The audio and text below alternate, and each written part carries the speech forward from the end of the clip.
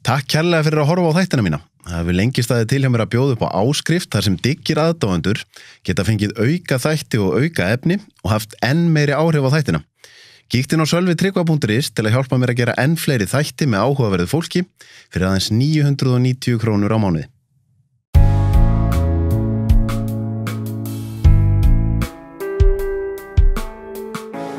Varstu komin í veitingageirann bara fyrir tvítugt eða? Já sko, fyrstu afskipti mín af matsölu, það var hérna, ég var að sópa portið í Nýja bíó, hérna í gamla daga var svona, maður gæti labba frá Austurstrætinu inn á Nýja bíó, það var svona langt port og ég enda portsins áður að koma að inn í bíónu var príma pulsur og ég ég var í Vestlandskólanum í öðrum bekk, þá var ég að vinna þar við að sópa portið og svo fekk maður að afgreiða einu og eina pulsu inn á milli, þá var ég 16 ára. Það var rosa spennandi, ég var rosa gaman að því. Príma pulsur? Já, þetta var svona bæjarins bestu wannabe. Bæjarins bestu wannabe? Já, en það var fína pulsur. Ég meina, allar pulsur á Íslandi eru góðar, það er allar frá sama stað. Já, það er alveg rétt. Maður hefur, þegar maður borðar pulsur erlendis, þá eru þær alltaf talsveit síðri einhvern veginn. Já, íslenska pulsur eru bara to die for. Það er alveg. En íslenskir hambúrgar? Já, þeir eru bara dásanlegir. Ég fekk mig fyrsta hambúrgara hérna í Ísborg sem var svona lítil svona búlla hérna nýr í Austurstræti hérna hliðin á Ríkinu eða einhvers staðar á því svæði, það er búið að breyta svo oft sko. Það sem að Selginni var svo síðan með hérna nautið sem að Selginni var með svona grillstað, þar var svona lítil svona, ég sé ekki árið skítugur en hann var svona bara þreyttur einhver staður svona sem ég gæti trú að Sill og Valdi hafa átt að þeir áttu svona Allon og einhverja staði sko á þessum tíma og þar fekk ég 14 ára gamall með fyrsta hambúrgara og það var bara wow, þetta var bara eitthvað bara himnættin opnuðust. Var þetta bara ástu fyrstu smökkur? Já, ekki og franska kartöflur með tómatsósu. Þetta var bara aldrei fengið annað eins. Já, alveg. Og hvernig var síðan, sko, því að þú náttúrulega á vissan nátt breytir hambúrgaramenningun á Íslandi. En hvernig var hambúrgaramenningin á Íslandi áður en þú? Og ég var í Vestlandskólanum og hérna og 1970 og 71, 72 en í Vestló og þá sem sagt breytir Bjarni í Brauðbæ, hann breytir Brauðbæ í grill hann 1969-70 þannig að þangað fór ég gjarnan að ég var svo nálægt sko, Vestlandskólan var á Grundastíg og þar fekk ég borðaði sko ótal hambúrgara þar bara á þessum árum og þeir voru æðislegir, bara gjörsamlega og bara náttúrulega allur maturinn hjá Bjarni var svo vandur að virðingu sinni að það var bara allt gott sko og svo var maður búin að fá hambúrgar í Selkjaranum sem var hann niður í hérna Hafnarstræti og Askur sem var náttúrulega var algjör bylting þegar þeir opnaði hann 1966 upp á Suðurlandsbraut. Er Askur búin að vera að frá 66? Já, hann hét Magnús og hérna hafði verið með hérna grill í staði í Keflavík, hann var svolítið svona litaður af vellinum skilur, Keflavík var sko alveg sér þjóðfélag og flesti sem byggi Keflavík höfðu á einhvern tímapunkti verið upp á velli, þessum hermennu voru. Og Magnús þessi, hann hafði verið með hérna stað hann í Keflavík sem gekk bara svona einhvern veginn og svo opnar hann hérna stað hann inn á Suðurlandsbraut, segið Askur. Það var svona counterstaður og það var allt klikkað þú veist og þeir mókuðu fólk hafði aldrei fengið svona grillaða kjúkling áður og hérna og svo gengu af svona bitar af kjúklingunum eru svona afgangs, þeir tóku þá bara og skáru svona í smáa parta og byggu til svona vorrúlur og þetta var eitthvað sem fólk hafði aldrei séð á Íslandi áður vorrúlur. Þetta er eitthvað sem ég man eftir minni æsku, það voru vorrúlurnar að dettin. Alveg hreint, það voru fólk pantaði mat hérna, sko, þá var ekki engin heimsendingaþjónusta en fólk var svo æsti að fá matinn og það pantaði matinn í leigubíl. Skilur og leigubíl, hann kostaði kannski eins og helmingurinn af matnum. Þú veist, og bara fólk var að láta leigubílana sendast? Já, alveg heldur betur maður. Ég man eftir einum hérna náungast í Tómas átti svona einhverja tópaspúnir á Laugavegi og hann kom bara á náttslopnum sko í Ask til að ná í mat á sundarskvöldi. það var svo áhugin var slíkur sko. Þannig að til að svara spurningunni sko með mig og hambúrgar og svoleiðis að ég var bara heppinn að strákandi mínir, Yngvi Týr og Tómas Áki, að þegar ég fór til Ameríku að læra hótel- og veitingareksturinn á Miami, ég fór þangað bara ef svo gott veður og en svo er ég heppinn, ég fann góða á skóla og það sem sagt þannig ég sé ekki eftir því en þeir rifust bræðurnir hvort þeir ættu að borða á McDonald's eða Burger King þegar við fórum út í búð á föstudögum og Winn-Dixie, það var svona hagkaupstaðarinn sko og við fórum að Winn-Dixie á föstudögum og svo sikkur daginn fórum við annarkvort á Burger King eða McDonald's og svo því ég kem heim, búin að læra og svona með einhverja háar hugmyndir ég ætla að opna steikhús og vera svona flottur gæi eitthvað. Fekk enga vinnu náttúrulega því ég var búin að klúðra mínu lífi á þessum tíma og svo þegar ég var beðinn að aðstofa við að opna Vinnís niður á Laugavegi 116 hjá Þóri á matstofu Austurbæjar þá kom bara í ljós að ég vissi hellingum hamborgara af því að ég hafði farið að borða svo mikið af þeim sko. Þannig að þekkingu neytandans Já, þannig byrjaði þetta sko. Já. Þú segir að þú hefur hvergi fengið vinna því að þú hefur búin að klúðra lífiðinu. Já, ég byrjaði náttúrulega mjög snemma að drekka, sko. 13 ára gamall var ég byrjaði að drekka og þá opnuðust himlarnir eina fyrir enn, sko. og ég, sagt, en það sagði nú einhver gömul kona, Tómas minn, það hefur aldrei farið þér vel að drekka. Og það var alveg rétt, sko. Ég bara drakk til að vera fullur. Og mér sko ég blindur og öðru en alltaf því ég drakk og þá datt blindur og svona niður þannig að þá leit ég út eins og trúður og allir horfði á mig sko þá voru að hlæja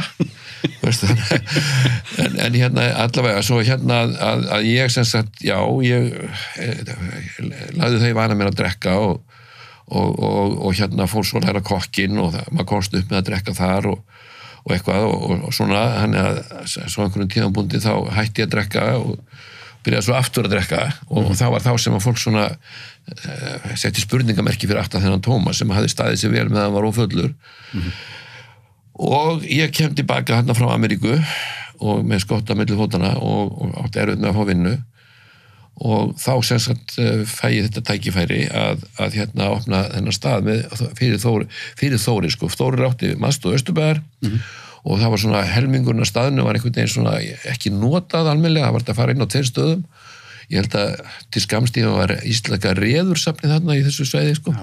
en allavega að þetta var svona byrjunin á mínu hamborgarævindiri sko.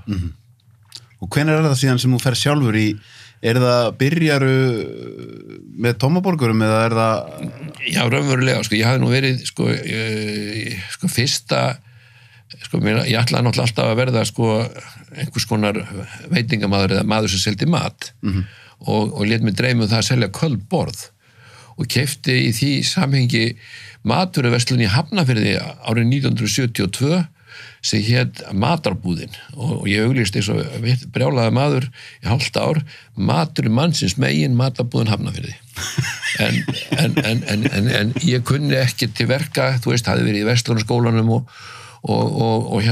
svona þú veist, var svona Bakkus var þá mjög ábyrjandi í mínu lífi þannig að það var tóm vitleysa sko, ég bara, þú veist, ég lokaði fyrir rest og seldi allt sem ég átti bara til þess að borga mútu skuldum en var svo heppinn að ég hafði verið beðinn um að sjá félagsheimilið í Grindavík og þannig að það er svona það matabúðin sem fór á hausinn á þess að ég er ekki gjaldþrota skilur, ég bara borgaði mína skuldir og let mér bara hafa það eitthvað og var svo heppinn að fá þess að vinna í Grindavík og svo var ég svo heppinn að einhvern tímapunkti þá segi konan mér við mig eftir 6 mánuði í Grindavík sko annarkoð hætt þú að drekka vinnur eða ég skil við þig og það er engin lygi að mér langaði mest til að skilja við hann og halda áfram að drekka því ég komst upp með að drekka böllunum og svona en ég fann það að ef ég myndi gera það þá myndi ég vantilega tapa jobbinu og ég vildi ekki gera það þannig að ég sem sagt tók mig til og drakk ekkert í 3 ár og það gekk allt upp veist, alveg var dásanlegu tími þannig að Grindavík er raunverulega eftir allt mitt brölt í gegnum núna síðastliðin 40-50 ár að þá eru árin í Grindavík það voru 3 ár og 4 mánuðir skemmtilegustu og bestu ár minnar viðskiptasögu. Hvað var það sem gerði þessum skemmtileg? Það var bara svo gaman, það var félagsheimili var rúmlega árs gamalt ég tek við og þetta var sveitaballastaður og ég man að fyrsta balli sem ég held að var Stuðlatríóið, þá komum 230 manns, svo næsta ball þar á eftir það voru Haukarnir með Gulla Merstu og Helga Stengrins í fararbróti, Rabbi á trommunum mann ég var, Sven Arfi einn líka og þá kom 481 Þetta manstu bara og ég get sagt þér annað að áður ég er ráðinn það er búið undirbúið það að ég ráða mig og ég vissi ekki hvað sveitaball voru, aldrei fara á sveitaball svo ég keyrði til Grindavíkur það er svona mánuð áður heldur en að ég fæði jobbið og það er ball og ég fyrir inn og ég kemur í miðasöluna og það kostaði 600 kall miðinn það kostaði 25 kallar á veitingastað í Reykjavík borga 600 kall að fara hann á ball mér finnst það fáránlegt en ég borgaði, fór inn og skoðaði og leist vel á síðan er ég ráðinn mánuði seinna og ég var ekki búin að vera nema 1 mánuð í vinninni þá var ég búin að hækka upp í 700 Já, það er svoleiðis Já, eftir að hafa nexlast yfir 600 kallinu 700 kall, hvað myndi það vera getur skotið eitthvað hvað það væri á núvirði eða? Nei, ég átta mig ekki á því þegar svo voru núllin tekin aftan af krónunni eða þannig áramótin 1980-81 þannig að ég man bara þá kostaði dollarinn eftir að núllin voru tekin af þá kostaði dollarinn 6 krónur og 41 eyrir þetta manni mjög vel 6 krónur og 41 eyrir árið 1981 1. janúar þegar búið að taka núllin af 6 krónur 41 eyrir, 1 dollar Það er aðeins aðri mælikvarðar í minni tíð fannst mér lágmarkið vera þegar dollarinn var komin niður í 57-8 einhvern tíðan fyrir hrun Já Þannig er hann í 6 krónum Þannig er hann 6 krónum, já en þetta er náttúrulega, þú veist, fyrir 40 árum já. Þannig að það er margt breyst síðan og þá var þjóðfélagið var þannig að á 3 mánaða fresti þá var bara allt hækkað það var bara vísitalan, hún var bara í verðbólgan, bara allt á 3 mánaða fresti þá var bara hækkað allt það var bara lögmál og ég lærði dýrmæta leksíu að því að þegar við opnum Tomma hamborgara 14.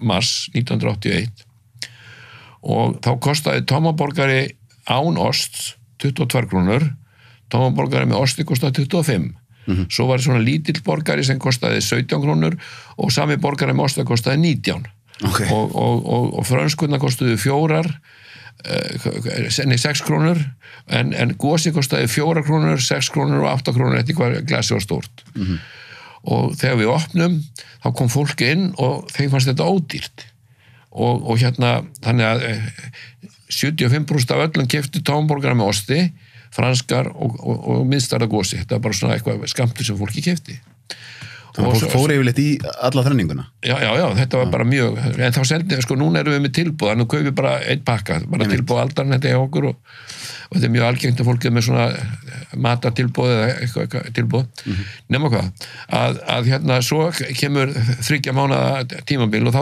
hækka ég og ég passaði mig á því að hækka bara svona eins lítið í gat en ég var alltaf samt að hækka því að annars fer maður á hausinn og maður gerir það ekki svo í annað skiptið sem ég hækkaði þá kostaði þessi skammtur sem eiginlega allir keyptu tómaborgar með osti, franskar og miðstarða Pepsi 51 krónu og þegar fólkið, þá voru alltaf 2 og 2 saman og þegar fólkið sem sagt fekk að vita kostaði 102 þá 102 það ætlaði bara ég bara halló þú veist ég gerði svoleiðis vitleysu þarna að því að fólk var búin að ákveða það var alltaf að borga 49 krónur fyrir skammtinn en ekki 51 þú veist og svo var annað líka sem var svolítið merkilegt að fyrst þegar við opnum þá kostar tóma hamborgar 22 og 25 með osti sem 3 krónur fyrir ostneðina en svo þegar skal ég segja þér við hækkum að annars getur sér hækka eða við, já, þá sett ég þá kostaði tómamborgara með osti án ost 32 krónur en með osti 36 þannig 4 krónur fyrir ostneðina og það ætla allt vitlust að verða 4 krónur fyrir osti heyrðu Veistu hvað ég gerði? Ég hækkaði bara tómaborgar án osts upp í 33 ár, allir allsælir. Þeir vildu bara ekki borga 4 krónur fyrir ostinn. Já, það er svo. Þú veist, þetta er ótrúlegt hvað sálfræðin hefur mikið, eins og það er sagt að Hagkaup selja alltaf vöruna sko á 6,99 eða 7,99 eða eitthvað, skilur við. Þetta virkar. Ég ætla að enda það var mitt næsta spurningum. Ég ætla að spyrja sko þetta sem hún segir með 49 með 51. Já. Er þetta þá bara þannig að þetta virkar í alvörinni? Já, það virkar. Þannig að þú selur eitthvað á 990 þá er það bara allt annað málin að selja á 1090. Algjörlega sko, það bara er svoleið. Svo þegar maður er að hækka, að ég meina við hækkunum helst ekki nema við séum neyddir til að hækka, en sem sagt að sko, þegar maður er að hækka kannski, sko segja eitthvað kostið 1500 kall, þá er ekkert mál að fara með upp í 1590, svo getur 1690, 1790, 1890, en að fara yfir 2000 kallinn, það er bara stórmál, skilur þó að sé ekki nema 50 kall eða 100 kall sem munar, að þá bara sálfræðin, hún bara alveg yfirtekur verðmatið, að maður er ekki tilbúin að borga svo mikið fyrir einhverja vöru sem er ákveðið að kosta þetta. Eins og ég veit kaffihús sem ég finnst ágætt að fara inn á, en ég fækkaði heimsóknum mínu þangað snarlega að þeir voru að selja kaffi úr svona hitadungi fyrir hérna 530 krónur sem ég fannst að ætti að kosta hérna 390. Skilur, mér munar ekki 100 kallið þannig, en ég vil bara ekki borga 530 kall fyrir kaffi úr hitabrúsa. Ég er alveg sammála því. Og þannig að þess vegna hætti að koma á kaffihúsið af því að ég tími ekki 100 kallinu bara, hann móðgaf mig. Ég er alveg sammála, ég er mikill kaffimaður, ég er sammála þessu, það er einhvern veginn, það er allt annað að borga 530 eða 590 fyrir cappuccino eða eitthvað svoleiðis heldur en að borga það fyrir kaffi og dún. Já, akkurat. Það á bara að vera dálítið ódýrar. Já, ekki spurning, sko. Svona bara einhvern veginn, svona er maður. Og maður bara ræður ekki við það, þetta er bara svona einhvern veginn í blóðinu. En talandi kaffi, þið lögðu svolítið, er það ekki í að gera góðan cappuccino á tímabili? Sko, ég stóð fyrir því að það var opnað þarna 1996 kaffibrennslan sem var þarna í Austurstræti, númer 11 held ég, þannig sem var partur af Hótel Borg, sem við bættum við þarna húsinu sem stendur á milli Reykjavíkur Apóteks og Hótel Borgar var almenna tryggingar í gamla daga og við semst opnum kaffibrensluna þar og kaffibrennsla var opnuð svona eins og hann hefði staðið þarna 100 ár. Þegar fólk kom inn, þá leiti kringu sig og sagði, wow, þetta er staðið búin að vera mörg ár. Það var sko að því að það var allt gamalt og þreytt. Og við legðum svakalega áherslu á það að vera með gott kaffi. Og á þessum tíma er kaffitár og te og kaffi að hasla sér öll og kaffitár hafði á þessum tíma vinningin sko og var með alveg rosalega gott kaffi og við erum frægir fyrir gott kaffi og ég man að þetta er náunga sem kom 5 sinum á dag og sér espresso. Þú veist, og fór bara að satt á barnum og svona, og svo var annað að ég var með náunga að vinna þarna sem heitir Óli, kallar Óli Bar og hann vann svo hratt að það var eins og var að horfa á Chaplin-mynd og það var ótrúlegt og fólk kom og satt bara á barnum og horfði á Óla, hann hljóp á milli og var með kaffi í gangi, hann var að dæla drykkjum eða hella drykki í glas og hann var að dæla bjór úr dælu og þú veist að taka flöskur og það er bara ótrúlegt en allavega til að svara spurningunni með kaffi sko, síðan kaupi ég einhverja vara kaffivél svo selji ég hann að kaffibrensluna á Borginu og allt þetta og átti kaffivélina bara í geymslu svo opnum við búluna á Geirsgötu 1 og ég vissi það að fólk sem að fílar gott kaffi það fer langa leiðir að fá sér kaffi svo við því að Öddi sem var með mér og á búluna í dag þannig niður á Geirsgötu hann skal ég segja hann var snillingur að búið til cappuccino og við ákvæmum að vera með cappuccino í þeirri trú að fólk myndi bara koma og flikkast inn á þessi cappuccino en það sá okkur ekki sem cappuccino stað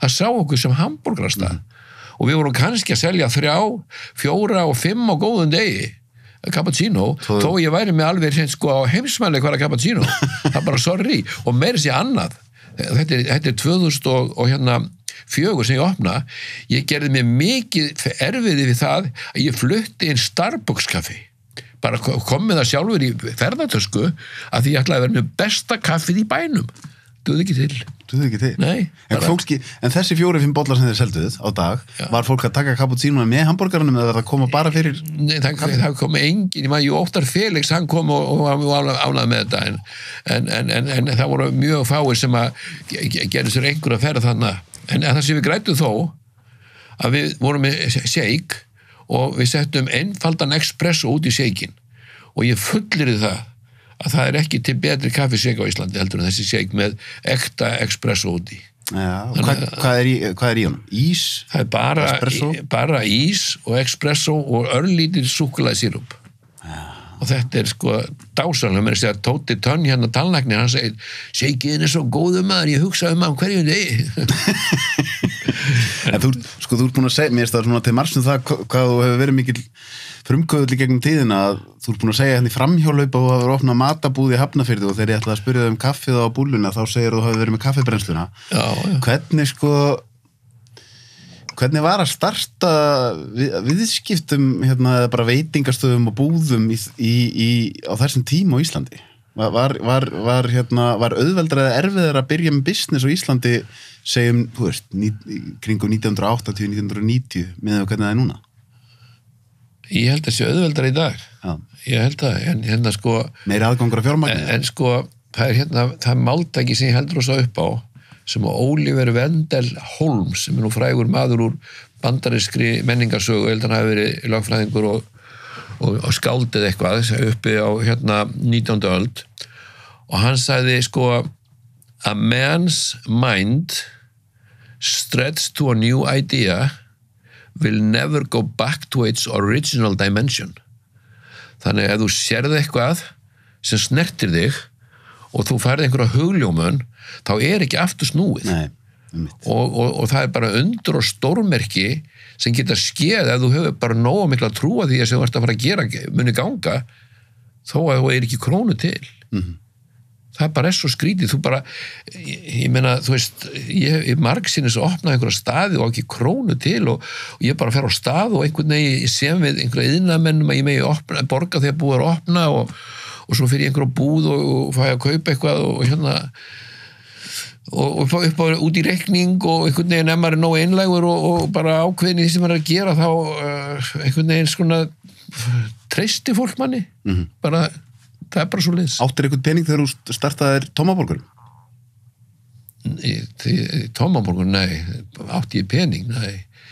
Ég hef sagt þér það. Ég hef sagt þér það, ég var náttúrulega nýkomin meðferð og ég átti erfitt með að fá vinnu og hérna einhverju bjartsinskasti hafði ég keypt íbúð af pappa Sófeksvina míns nýr á Vífilsgötu og hérna ég skulda hann nánast alla og ég svona tók sénsinn ég myndi fá vinnu að geta borgað og klóra mútur í sko en hérna en svo átti ég engan pening og svo fæ ég þessa hugmynd þarna inn á Grensásvegi að opna hamborgarstaðinn og ég fer og hérna og ég sem við hérna húsegandan Garðar Hinriksson að hann leigi mér og hérna og einu penningarnir sem ég hafði aðganga að ég vissi að ég myndi fá 60.000 kall í lífeyrissjóðslán að ég hafði borgað í lífeyrissjóði einhver ár áður sko, en ég þurfti að koma veð og hafði ekki veð þannig ég þurfti að semja það einhver út í bæ hjá manni sem hjálpaði mér og síðan var ég með þessa íbúð og var búin að búa henni í 1-2 mánuði þannig að það verður úr að ég leigi íbúðuna tveim stelpum og Grindavík sem voru að fara að læra hjúgrun og hérna Ást og Siggu þær borguðu mér 16.400 krónur sem var ársleigan fyrirfram það voru einu peningar sem ég hafði. Hvernig fyrst það að borga heilt ár fyrirfram? Pabbi var hérna þeir áttu 2 góða pappa sem voru svona kallar sem að hérna voru bara til í þetta að fá bara smá afslátt af leigunni og bara afgreiða málið og svo fóru þær bara í hjúkrunarskólan og voru þar og allir ánæður. Þannig að þú fer að stað með 16.400 krónur? 16.400. Það voru einu peningar sem ég hafði aðgang að og það var svo skrítið að hérna þegar ég fór að semja við einhverja eitthvað eins og til dæmis hann áður ég fæðina 16 ára skall í vasan þá átti ég rosalega erfitt með að fara og semja við einhvern að gera eitthvað, selja mér eitthvað eða eitthvað að ég hafði engan pening en leið og ég var komin peningin á heftið þá gæti ég farið og verið kókröstur og ef menn voru eitthvað að draga lappirnar þá tók ég bara upp heftið og skrifaði áhersun skilur Já, ég skil en yfirleitt lánuðu mér skilur að því ég var svo kókröstur en þannig að þetta skeiði nokkur sinni því ég var búið með 16 ára skallið þá náttúrulega heftið tómt og svo þurfti ég að fara eitthvað annað og hérna og ég getum bara sagt þér að núna eftir á 40 ára seinna að ég hef alltaf verið Coca-Cola maður og var ákveðin því að ég ætlaði að vera með Coca-Cola á hamborgara, á tóma hamborgara. Reyndar sko, þetta hét ekki tóma hamborgara fyrir bara rétt ári ég opnaði, því að ég var alveg í vandræðum, ég ætlaði að skýra þetta grensásborgarar eða eitthvað, þú veist, ég var alveg í vandræðum og mér fannst tóma hamborgara alveg rosalega hallarislegt nafn. En ég hafði ekkert annað betra. Okay. Þannig ég skýrði bara tóma hamborgara alveg þvert gegn vilja mínum. Okay. Bara þannig að þetta var sko, þú veist, þetta var bara gaman að gera þetta, en allavega, ég ætlaði að vera með kók og ég hafði engan pening og ég hafði keypt kók áður þegar ég var með Vinnís fyrir Þórir.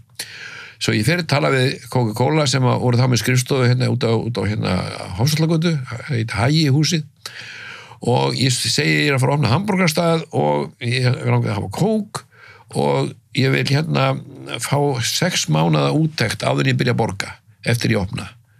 Nei, þú getur fengið 3 mánuði. Ok, jæja, skýt með það, 3 mánuði skulle það vera. Og ég átti engan pening.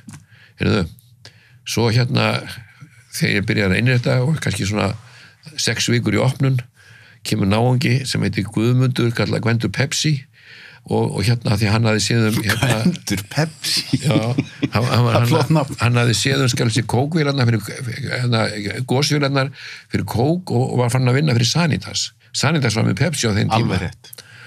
Og hann sest niður hjá mér og svona fer eitthvað í á því hvort ég vil ekki vera með Pepsi og ég held nú ekki. Ég ætla nú kók er minn drykkur. En ef við lánum þér smá pening, já, það í boði? Og hvað mikið? Já, svona 100.000. 100.000? Goodbye Coca-Cola. Þetta bara gerði gæfu munin. Ég meina það kostaði reyndar. Ef ársleiga var 16.400 þá er 100.000 krónur verið mikill peningur. Ég sko 100, aðtjóða það, þegar ég fer á stað inn á Grensásvegi, þá sleikti ég puttan, sleikt á puttan, sett hann upp í loftið og fann hvernig vindarnir blésu og sagði þetta mun kosta með 250 skall að innrétta. Og þannig að þegar hann býði mér 100.000 krónur í lán, sem ég átti bara að borga á einhverjum árum, þá var það bara 40% af budgetinu. Þannig að ég stökk á það, sjálfsögðu. En þegar upp var staðið, þá kostaði það 1 milljón að innrétta. Þú veist, ég vissi ekki þannig að því ég seti puttan upp í loftið, þá var það bara til að gera eitthvað. Já. Og ég skrifaði, og annað mál, sem ég minnst gaman að segja eftir á, ég skrifaði svona 12 blaðsíðna rekstraráætlun. Rosa flott, svona, ekki Excel-skjal, en svona í svona þeim búningi skilur og einhverju upplýsingar hamborgaran og whatever. Og svo fór ég með niður í Verslunarbanka og ég sýndi Kristján Ottsinni sem var þá aðstoðarbankastjóri í Verslunarbankanum og hann flettir þetta, já það hans að skoða þetta, láta í hagdeildina fara í gegnum þetta eitthvað svona, svo kem ég eftir einhver daga, já þú veist auðvitað alveg hvað þú ert að gera, segir hann, heyrðu, svo opna ég, og þá gerði ég ráð fyrir 250 skalli í innréttingakostnað, sem kostaði 1 milljón svo eftir á, því að þetta raunverulega, þetta plagg sem ég gerði þarna, þú veist, það var bara bull og vitleysa, en ég trúði að það var rétt, ég hélt ég væri að segja satt, þannig að með þetta veganesti fer ég á stað og af því ég trúði því að ég gæti þetta, þá gæti ég það.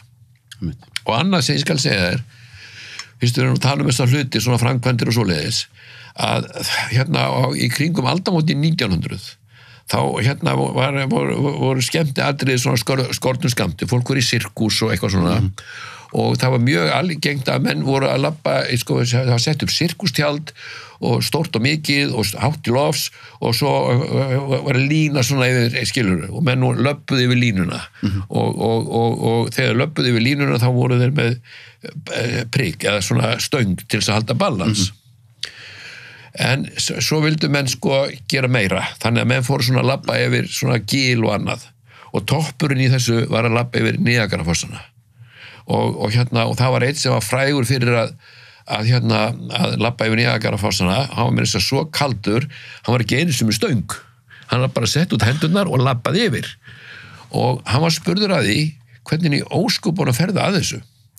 Hann sagði þá, og það var svona sem ég hef haft að leiða ljósi, þegar ég labba yfir línu þá hef ég alltaf fyrir reglu, ég set svakalega stóra hvíta stjörnu á hinn endan hvort sem ég að labba í tjaldinu hjá mér heima í heimasirkusnum eða ég að fara við Niagarafossana eða hver sem annar staðar, alltaf hvít stjarna hinum megin, svo bara fer ég á stað og ég horfi bara á hvítu stjörnuna og ég sé ekkit annað og ég bara labba yfir þannig sem sagt hef ég með þessa staði sem ég opnaði gegn tíðina að því oft hef ég verið svo blankur að það var ekki til, en ég bara trúði því að ég gæti opnað og það var mín hvíta stjarna og ef að menn eru nógu trúaðir á hlutina þá geta þær gert ótrúlegustu hluti það er bara með ólíkindur sko hvaða energi með að færð en svo bara því ég að tala um að það bara ganni svona frænjólöp að ég að tala um að labba á línu að því að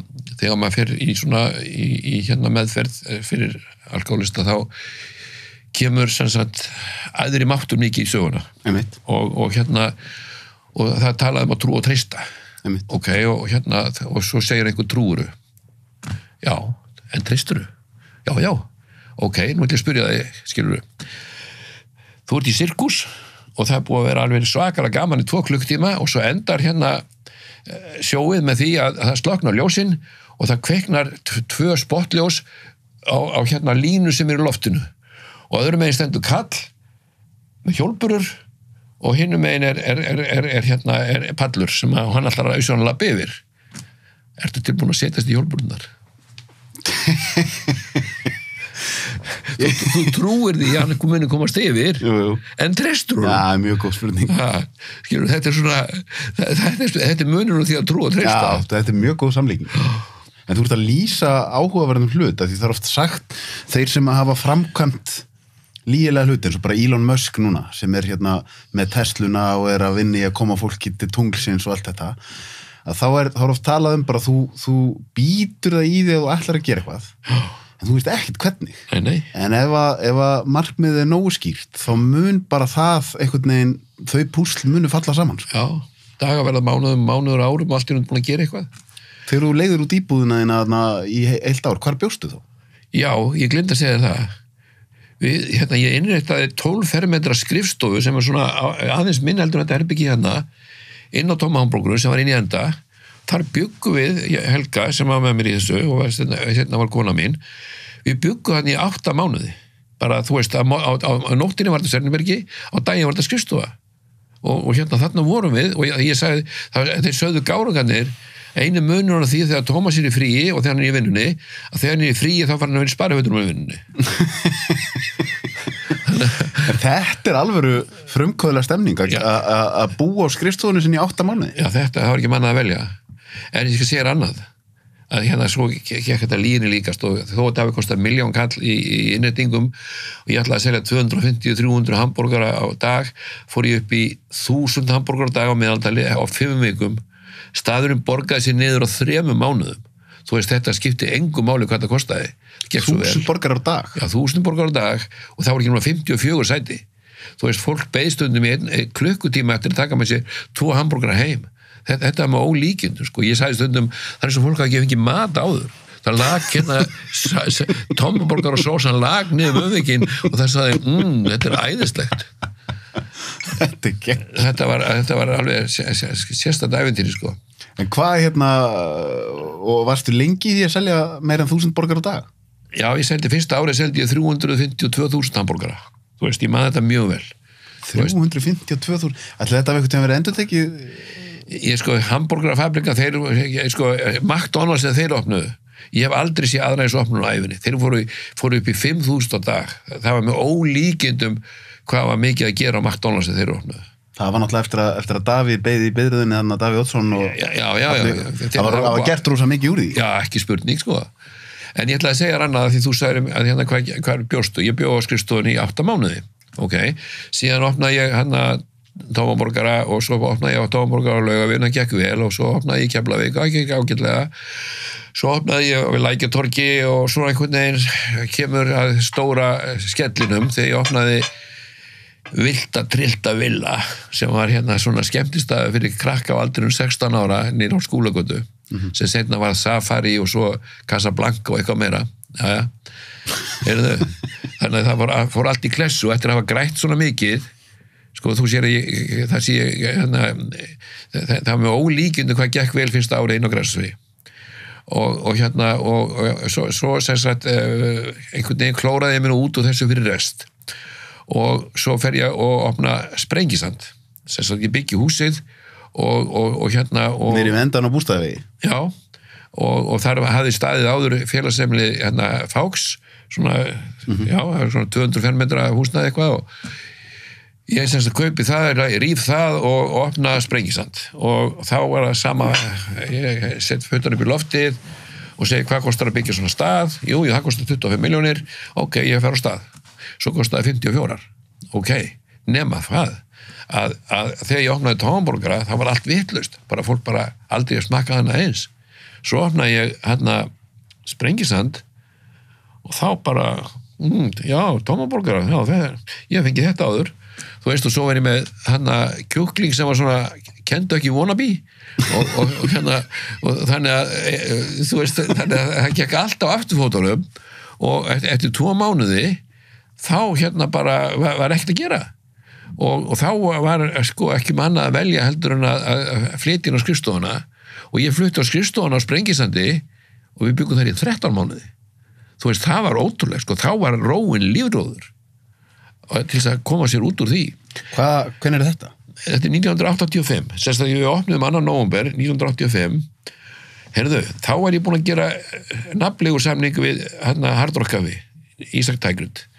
Og mér fannst þegar Ísak Tægrit sagði við mig, Tommy, you're a good man. You will have the Hard Rock in Iceland. Og þá var ég búin að, sko, ég þekkti hann alveg ekki neitt. Skilurðu, en hann einhvern veginn tekur þessu ákvörðun. Mér fannst ég vera að fá fólkorðuna. Þú veist, að Hard Rock Café kóngurinn sjálfur skildi velja mig sem fulltrúa sinn á Íslandi, mér fannst það engu líkt. Og það voru ekkert margir Hard Rock staðir? Það voru 3 Hard Rock staðir í heiminum. Það var í London sem hafði verið síðan 1972 eða 71 líklega, já. Og svo var það einni í Los Angeles sem var búin að vera síðan 1981 eða 2 og svo var nýbúið að opna í New York. Þetta voru einir Hard Rock staðir sem voru til. Og þannig að þegar ég opna Sprengisand, allt í klessu, 53 milljóna króna framkvæmdareikningur sem ég átti ekki fyrir. Ég meina, þegar ég var með Tómaborgara, þá einhvern veginn gekk allt vel og reikningin voru borgaðir og ekkert mál, ég var bara með ásuna eftir rassasanum og komið með reikninga bara borgað, gjör svo vel. Þarna var ekkert til og menn bara stöðu Tómi með, þú verður bara því miður að fara í gjaldrótt eða greiðslustöðun því að þetta gengur ekki svona, bara, sorry.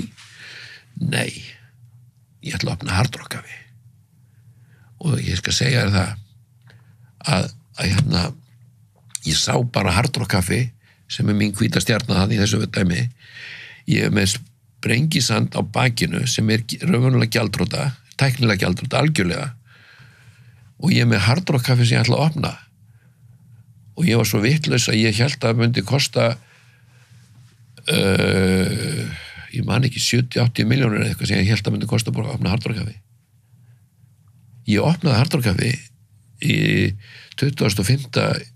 júli 1987 sérst, rúmum hálfu mánuði áður heldur en að Kringlan opnaði og það kostaði, skal ég segja þér þá kostaði $4,5 milljón að innrétta að gera Hard Rock Café og með við verðbólgun og allt rast í dag, skilur þá vorum við að tala svona $8-9 milljón skilur bara með að hvað við þróast á þessum 30 eitthvað árum síðan. Meira en milljarður? Já, svona 1,3 milljarðar. Wow. Þú veist, þannig að þú veist, en ég hvernig ég opnaði ég hef ekki hugmynd það. Ég bara ætlaði að opna og ég bara fór á milli manna og talaði við það og gera þetta, gera hitt og einhvern veginn bara, ef maður hefur nóg fyrir að trúa þessu sem maður er að gera og er bara nóg einlægur þá einhvern veginn ganga hlutinir upp. Það er svo skrítið. 1,3 milljarðar? Já, þetta er eins fáránlegt og það getur verið. Sko 300 milljónir fyrir einn veitingastað, það er út í hött. 600 milljónir er enn verra, 1,23 milljarðar, skilur það er bara, það er sturlun. Já, og svona litlu markarsvæði og... Já, og þetta er rétt ímyndaðir. Reynda var brjálað að gera, það var alveg klikkað að gera. Já, maður man eftir æðin í kringum Hard Rock. Já. það var alveg hreint sko svoleiðis, ég man að fyrsta mánuðin þá seldu við fyrir 20 milljónir þá, ég meina að það eru svo 140-50 milljónir í dag Já. á mánuði sko. Á mánuði? Já. Og svona var það alveg bara lengi vel en hérna þetta var svo dýrt í rekstri og svo mikið af starfsfólki, það voru stelpur út allt þjóna og það var foodrunner og það voru hérna busboyar og það var 2-3 við dyrnar og fullt af fólki í eldhúsinu og þannig að þegar upp á staðið þá ég var að selja verið 20 milljónir, það var ekkert eftir. Við bara reiknum eftir fyrsta mánuðin og skildum ekkert í þessu hvað gróði. En manni líður eins og Hard Rock sko, sem kom síðan núna seinna hafa aldrei alveg náð sama flugi eins og Hard Rock náð á þessum tíma. Nei, sko, Hard Rock hefur breyst svona, það hefur sko, það komin alltaf eigendur, skilur, það er sem sagt núna eiga Indíánarnir eiga þetta, sem sagt þeir fengur leyfi til að opna hann í Seminole sem í Fort Lauderdale, það er svona reservation, skilur, þeir eru með spilavíti þar og fengur leyfi til að setja upp Hard Rock spilavíti og Hard Rock Hotel og það gekk svo vel að það endaði með því þeir keyptu bara alla keðjuna og rekana nú eru 200 Hard Rock staður út allan heim en þeir hafa fengið mennsku inn í þetta með sér sem að raunverulega ekki Hard Rock, ég meina til þess að vera Hard Rock maður þá þarf það að vera svona svolítið punkaður og svolítið rockaður og svona ég segi ekki don't give a shit en svona nánagt sko. En þeir hafa ekki náð því, þeir eru skipulaðir og allt saman klift og skorið einhvern veginn en ég meina þetta mjög huglega og vel gert hjá honum Högna sem á þetta núna sko en þeir hafa ekki alveg náð þessu flugi sem var sko, þeir eru ekki lengur sko, Hard Rock ekki sko, þetta var bylting þegar ég opna þú veist, en þegar ég opna aftur og þá var svona einhvern veginn það er nú sagt í bransanum sko, you never go back to the scene of the crime skilur við, þannig að það var búið að opna Hard Rock einu sinni og það er spurning sko, þú veist you never go back to the scene of the crime ég lendi nú aldrei í því maður ég opna skemmtistað sem heitir hét Amalú og var inn í Kringlu í kjallarnum á Orgringlunni og að sjálfsögðu eins og vanalega hann átti að kosta 25-30 milljónir en kostaði svo 70 það var hérna puttin í bíloft og alltaf fjárhagsáætlunin gert svona en það var svona svipað þar á með tómaborgar það var klikkað að gera þar í 2-3 ár alveg bara brjálæðislega mikið að gera og gaman og ég var búin að segja sko svo keypti ég Hótel Borg og það gekk svona svolítið aftur fótunum að því að ég meina það átti að kosta 20 milljónir að ég ætla að gera svona sem við kalla facelift á Hótel Borg því ég kaupi Hótel Borg fæ hann aðfenda 1. október 1992 þá ætlaði ég að gera svona bara að allra nauðsynlegasta fyrir 20 milljónir og að því ég hafði 3 ár þá getur ég byrjað síðan að borga skuldabrjöfum þá ætla ég að sko undirbúa mig og endurbyggja hótelið skilur eftir 3 ár 20 milljónirnar urðu það 142 milljónum á 4 mánuðum þannig að það er alltaf sama saga hjá mér sko. ég ger einhver plön sem eru bara út í loftið en af því ég trúi á þau þá einhvern veginn verða þau veruleika En hvernig er þetta sem þú ert að lýsa með Hvítustjörnuna og þetta með að hafa þessa trú? Eitt er að vera með og þetta gista inn á skrifstofunni. Eitt er að gera það þegar maður er 25 ára. Já. En þegar maður er að gera það aftur og aftur. Já. Verður maður ekki lúin? Erfiðara. Ég get nú sagt það þegar áður ég opnaði, svo selji Borgira. Þarna 2001 eða 2002 eða hvað það var. Og hélt ég svona, ég gæti borga bara skuldi mínar og átti einhvern afgang og bara farið svona kannski að hugsa til þess að vera grand old man, heyrðu, og svo allt í hennu komst ég að því að ég skuldaði meir ég átti von á, fekk minna inn heldur ég átti von á, þannig að allt í hennu bara er ég orðinn blankar ég átti von á. Og hérna, sko, ég fór að sturtu daglega og ég notaði alltaf 2 eyrnapinna, Johnsons eyrnapinna, og ég var svo blankur, ég var að nota 1, svona báðum megin, skilurðu. En það sem vakti mig til lífsins, það var þegar ég var með síma sem að þurfti að borga, þú veist, fyrirfram, svona, inneign, skilja svoleiðis, og ég þurfti, og þetta er 2003, og ég þurfti að fara inn á 3 bankareikninga til að skrapa saman 500 kall. Þá sagði ég, nú er nóg komið, nú verði ég að fara að gera eitthvað, þú veist. Og svo skrítið einhver segið, af hverju ekki segja hambúrgara? Ég fannst það nánast svona niðurlægandi. Svona ég var búin að það var sko, way past my time, skilur, borðað hambúrgar, en svo einhver talaði það og annar fór að tala það og menn bara, það var selja hambúrgar, þú veist, allt í einu bara, þú veist, það er bara kveiknaði perunni hjá fólki með Tommi var að selja hambúrgara og svo ég eitthvað að spá og spekulera, jú, ég er kannski til í slaginn. Svo það þannig að hérna, ég að lesa fasteigna Morgunblaðið gaf alltaf út einu sinni í viku svona fasteignablað og það voru skrifað alls konar greinar, skilur, svona fasteignir og eitthvað, skilur. Og þetta í annað skiptið sem að blaðamaður sem gerir ekki heimavinnuna sína, hann verður mér bjarga lífið mínu. Því að hérna, ég skal segja það hina söguna á eftir. En það allavega þannig að það var einhver blaðamaður sem að hafði séð Geirsgötu 1 standa þarna og hún búin að standa auð í 5 ár. Hún var fókeld, það var ekki gólf í helmingnum, það var mold og það var stilla sko að vera utan á húsinu í 5 ár. Og það hefðu sko frá því að Kaffi Skeifan semst var þarna uppalega og meðan all starfsemi var í höfninni að þá var brjálað að gera og klukkan 8 á morgnana var búið að selja 200 manns kaffi og rúnstykki en svo fór öll starfsemin inn í Sundahöfn og þá dó þetta svæði bara og kaffihúsi með og það hefði 10 aðilar reynt að vera með einhvern rekstur hana og aldrei gengið. Þannig að húsið búið að standa hérna í niðurnýslu og hann hafði keypt þetta hús, skal ég segja, náungi sem var með Viðeyjarferjuna, ég held hann þetta Eysteinn og hann hafði semst ætlað að setja upp hvalaskoðun og þetta átti að vera svona miðasala og biðstöð fyrir þá sem voru að fara í hvalaskoðun. En það gekk ekki nógu vel á þessum tíma 2004, 3, 4, 2 þá var hvalaskoðun ekki komin í gang og Viðeyjarferja hún bara var svona bara til málamynda, skilum við. Þannig að það verður úr að bróðir hans Yngvi kaupir húsið á honum og hann á húsið og svo einhver blaðamaður sem vantaði eitthvað til að skrifa hann segir og það kemur svona í forsíðunni þá að fara að leigja út gamla kaffiskeifuna og ég fer að horfa á þetta, keyri niðrittir og keyri í kring og spyr einhverja hvernig nýstir á hambúrgarstað þarna, þetta bara, já, flott. Svo ég fæ fasteignasala til þess að tala við eigandann. Eigandi kom á fjöllum, hann hafði aldrei talað um það að fara að leigja út húsið hann var bara svona einhver að vandræðast með það en að leigja það út, það hafði ekki komið til tals þannig að það verður úr að hann leigi mér húsið og and the rest is history Já, en er þá startið á seinni hambúrgaraferlinu þínum það í raun og veru tilkomið þegar þú ferð þarna og þarf það að fara inn á 3 bankareikninga til að finna 500? Algjörlega sko, þú veist, það var þvílíkt sjokk að eiga ekki sko Tommi á borginni, Tommi á Hard Rock, Tommi þetta, Tommi hitt átti ekki einu sinni 500 kall til að setja inn á síman sinn þú veist, þetta var þvílík niðurlæging.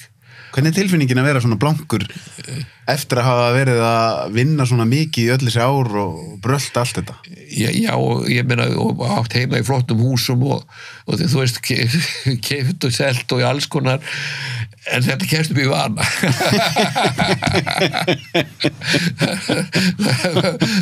Þú veist, mér líður best illa. Mér líður best illa. Það er góð setning. Þú veist, það var bara að taka þessi svo þetta það var bara gaman að þessu. Já.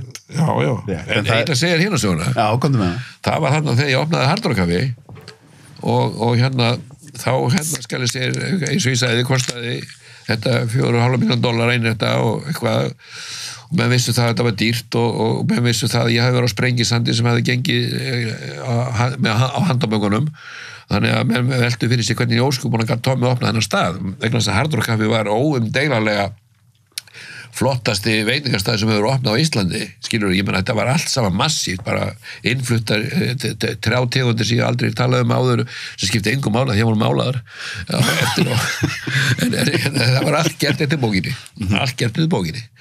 nema hvað, svo er opnað og menn að svona klóra sér hausnum, hvernig getur Tommi gert þetta en þeir eru einhvern veginn það eitthvað spurst út að ég og Hagkaup Skúli á Holtinu Hollerholt og Vífilfell að þeir hefðu sem sagt, komið að þessu öllu saman.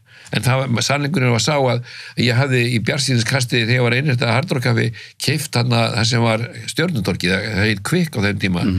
En ég réð ekki við það, þannig að Hagkaup, Hótel Holt og Vífilfell keyptu það og þeir voru ábyrgir fyrir því svæði.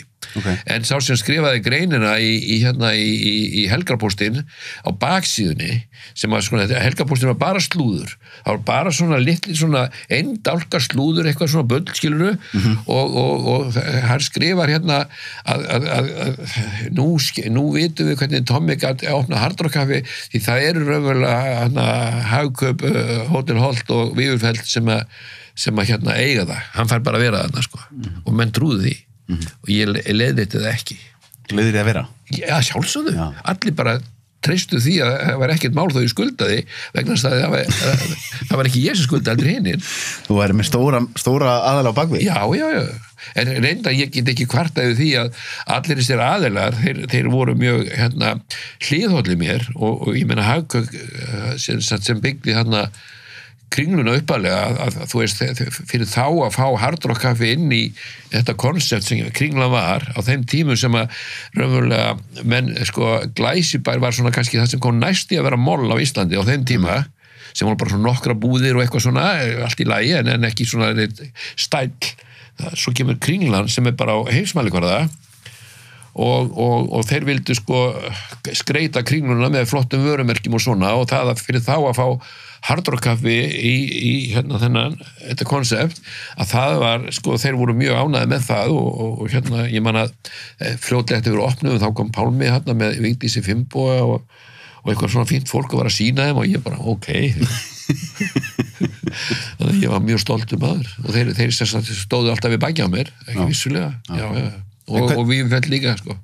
En hvernig, sko, því eitt að byrja með tómaborgara á tíma þar sem að var náttúrulega miklu minna úrval af stöðum á Íslandi, annað að koma síðan með búlluna á tíma þar sem maður myndi einhvern veginn hugsa, það erfiðar að ná í gegn núna. Maður lifandi, sko. Sko, þegar ég opnaði tómaborgara, þá hafði nánast ekkert skeið, það var í Laugás og það var Hornið. Þetta voru svona þeir tveir staðir sem hefðu opnað síðastliðin 2-3 ár. Það var ekkert að skeið. Jú, fólk voru á Laugás og ég meina, Laugás er fyrsti staður þar sem fólk bíður í bíl eftir að losna í borð. Það voru 40 sæti og þeir voru með mat svona sem var mjög sangjandi verðlaður, alveg afbraksgóður, gratinera fiskirétti og lambalæri bernis var svona þeirra aðal og fólk fór þá gáði að það fullt, þá bara fólk fór út í bíl og beið eftir að losnaði skilur í borðið. Þannig að þetta er svona það umhverfis ég að fara inn í og svo opnaði Vinnís og það gekk vel. Ég meina við fórum strax upp í 200 hambúrgar dag þegar við opnaðum Vinnís og það var bara 200 sem eftir var í mörg ár. Það var bara einhvern veginn þannig. Þannig að þegar ég opna þá í fyrsta lagi sko var lítið að vera og í öðru lagi þá hafði ég svona smá ég átti svona smá inni í orðstýr, fólk mundi eftir þessum skrýtna Tomma í festi af því að ég var svo áberandi sko þegar ég var í Grindavík skilur með sveitaböllin og allt sem því fylgdi skilur, þannig að ég var svona ég varði einhvern veginn fígura sem var þarna og svo þegar ég opna sko þá einhvern veginn lítið að vera og þessi Tommi í festi að fara að gera eitthvað og svo hafði ég einhverja þörf fyrir það að tjá mig, vera svona gaspra eitthvað, svona segja eitthvað, ég ætla að gera þetta eða gera hitt eða eitthvað skilur, ég ætla að selja 1 milljón borgara, þú veist eitthvað svona og þannig að allt í einu fannst bara blöðunum gaman að skrifa mig þannig að en síðan því ég opnaði búlluna að þá er ég bara svo heppinn að ég lifa á fornri frægð. Já, þannig að nafnið hefur hjálpað. Já, algjörlega. Eina auglýsingi var svona handskrifað að 2 plaggat hér ætla Tómas Tómasson að opna hamborgarastað í apríl. Búið. Það er eina auglýsingin. Já, og ég setti þetta bara í glugga og svo að ég keyrt mikið framhjá skilur þannig að fólk sá þetta því að það er umferðarljós það er stoppar og það verður að sjá þetta skilur þannig að ég var svo heppinn að einhvern veginn og það var bara eins og manni mælt sko þegar við opnum að þá var bara klikkað að gera og ég stóð þarna og steikti og öddi og við vorum allt niður okkur fyrst til að byrja með það því að þú veist, við áttum ekki vonað svona mikil í trafík og ég var þetta gammalt, þú veist, ég var riðgáður ég var ekki spjótur að En hver kúnstin sko, því eitt að ná fólkin inn, náttúrulega svona ákveðin tegunda markasetningu, og þú segir að nafnið hafi hjálpað þar, hitt síðan hvernig heldur kúnunum og þá væntanlega gæðin í hráefninu og verðið sem skiptir þar aðalatriði. Hvað triksið í að gera það góðan hambúrgar að fólk vilji koma aftur og aftur? Sko, núna þú getur fengið góða hambúrgara mjög víða, skilur, það allir búin að fatta hvað þetta bara gott nautakjöt, 20% hita og steikið það mátulega mikið, skilur, og öll bakar í einhvern að baka brauð, skilur, og nú kom eitthvað voða fínt brauð hjá meilunum sem heitir kartöfludeig, sko, þú spyrir mig, sko, ég lærði í Ameríku, í þessum blessa háskóla sem ég fór í, þá kom ég svona fyrirlesari, guest speaker, og hann kendi mér, sko, ég læriði ekkert mikið í þessu skóla, ég var hann í 2,5 ár og það voru bara svona nokkri frasar sem ég tók með mér heim og sem að hafa dugað, og það sem hann kendi okkur þessi náungi, hann sagði, sko, númer 1 er það eru gæði, þú veist, þú eru að vanda þig af því sem vörunum sem þú ert að selja. Númer 2 er góð þjónusta og það er jafnvel þannig, sko, ef þú ert með vöru sem er bara sæmilega góð, ef þjónustan er til fyrirmyndar, þá kemur fólk að því þeir líði svo vel, skilur, það er svona, kemur inn og þeir þekkja þig og þú veist, og einhvern veginn, þú finnur bara að þú komin heim. En þetta tvennt er ekki nóg. Það sem skiptir öllu máli og er hættulegasti andstæðingur allra veitingamanna og reyndar allra sem er í viðskiptum, það er stöðuleikin. Alltaf eins, skilurðu, að halda matnum alltaf eins. Ef þú hefur þetta er eins og stóll með 3 fætur. Að ef einn fóturinn tekinn undan, þá dettur stóllinn. En ef þú hefur alla 3 fætur gæði, góða þjónustu og stöðuleika, að þá kemstu ansi langt. Og svo, eins og þú segir verðið, það er sálfræðilegt hámarksverð á ákveðnum hlutum. Þú kaupir kannski svona ból fyrir 19.000 að því að stendur á honum korkimón, skilurðu, en þú kaupir svo annan ból í Costco og hann kostar 1.800, skilurðu, það er sami bólurinn, en það stendur ekki korkimón á Costco-bólunum, skilurðu, þannig að þú ert alveg tilbúin að borga 80 fyrir korkimónbólinn með þú, skilurðu hvað við? Ég skilur. En hamborgari, að þú ert ekki tilbúin að borga nema svo mikið fyrir hamborgara. Þú ert bara búin að ákveða það eins og með kaffið áðan. Þú veist, við erum búin að ákveða hvað við viljum borga mikið í kaffi. Akkurat. Við erum búin að ákveða hvað við viljum borga mikið fyrir kók á veitingastað. Jó, það er ekki saman hvort þú ert inn á fínu veitingastað með borðaþjónustu eða hvort þú ert inn á skyndibitastað. Það er sama kókið. Og glasi svipað, skilur, og þú situr og þetta drekka, en þú bara ákveður, sko, hvað er hámarsverð sem þú tilbúin að borga hverju stað. Þannig að það þarf að vera sem sagt þetta, eins og McDonald's segir, sko, QSC and V, sko, quality, service, consistency og V for value. Já, einmitt. Skilur, það er þetta, það er ekki, segjum ég sé með reynda komast við erum að selja steikborgara og í honum er nautalund og ribbæsteik, þannig að þetta er bestu vöðvar í nautinu og þeir sem hafa vita nautakjöti, þeir eru tilbúin að borga miklu meira fyrir þennan hamborgara af því þeir vita og þeir finna að hann er með svakalega góðu kjöti, en það þýðir ekkert að selja bara steikborgara, hann þarf að vera við hliðin á venjulegum hamborgara sem kostar miklu minna. Þú þarf að hafa valið. Það má ekki tróða, það má ekki sem sagt segja við þig, já, það gjör svo vel, þú verður bara að fá þetta af því að þú vilt sko fá að kaupa ódýra hamborga ef þú ert ekki stöðu fyrir hinn. Einmitt. Þannig að þetta er svona, þetta er mikið sálfræði, sko, og svo náttúrulega, og ná allt annað, þá þarf umhverfið að vera, sko, þið þarf að líða vel inn á staðnum og það er kallað, í Ameríku er kallað comfort zone, það er sem sagt hvar líður þér vel, það er hitastigið, skiptir máli og það eru litirnir á veggjunum, það eru hlutirnir, það eru málverkin eða hlutirnir sem skreita og það er layoutið og það eru húsgögnin og það er músíkin rosalega þýðinga mikið element í veitingarestri. Það er ekki sama hvað músík og það er ekki sama hvað hún spila hátt eða lágt. Hvað er, talandi hittast því, ég ætla að opna það sluggan, hvaða músík á maður að vera með á hamborgarastað? Og hvað á maður að spila hann hátt?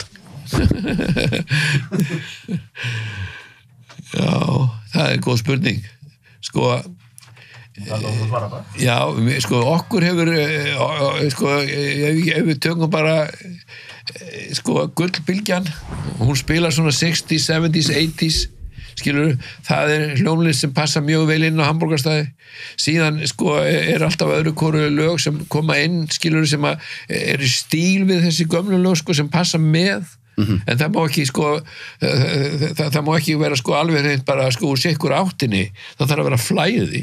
Við getum að segja, músík er svo viðkvæm að ég man á Hard Rock Café skipti músíkina eiginlega öllu máli.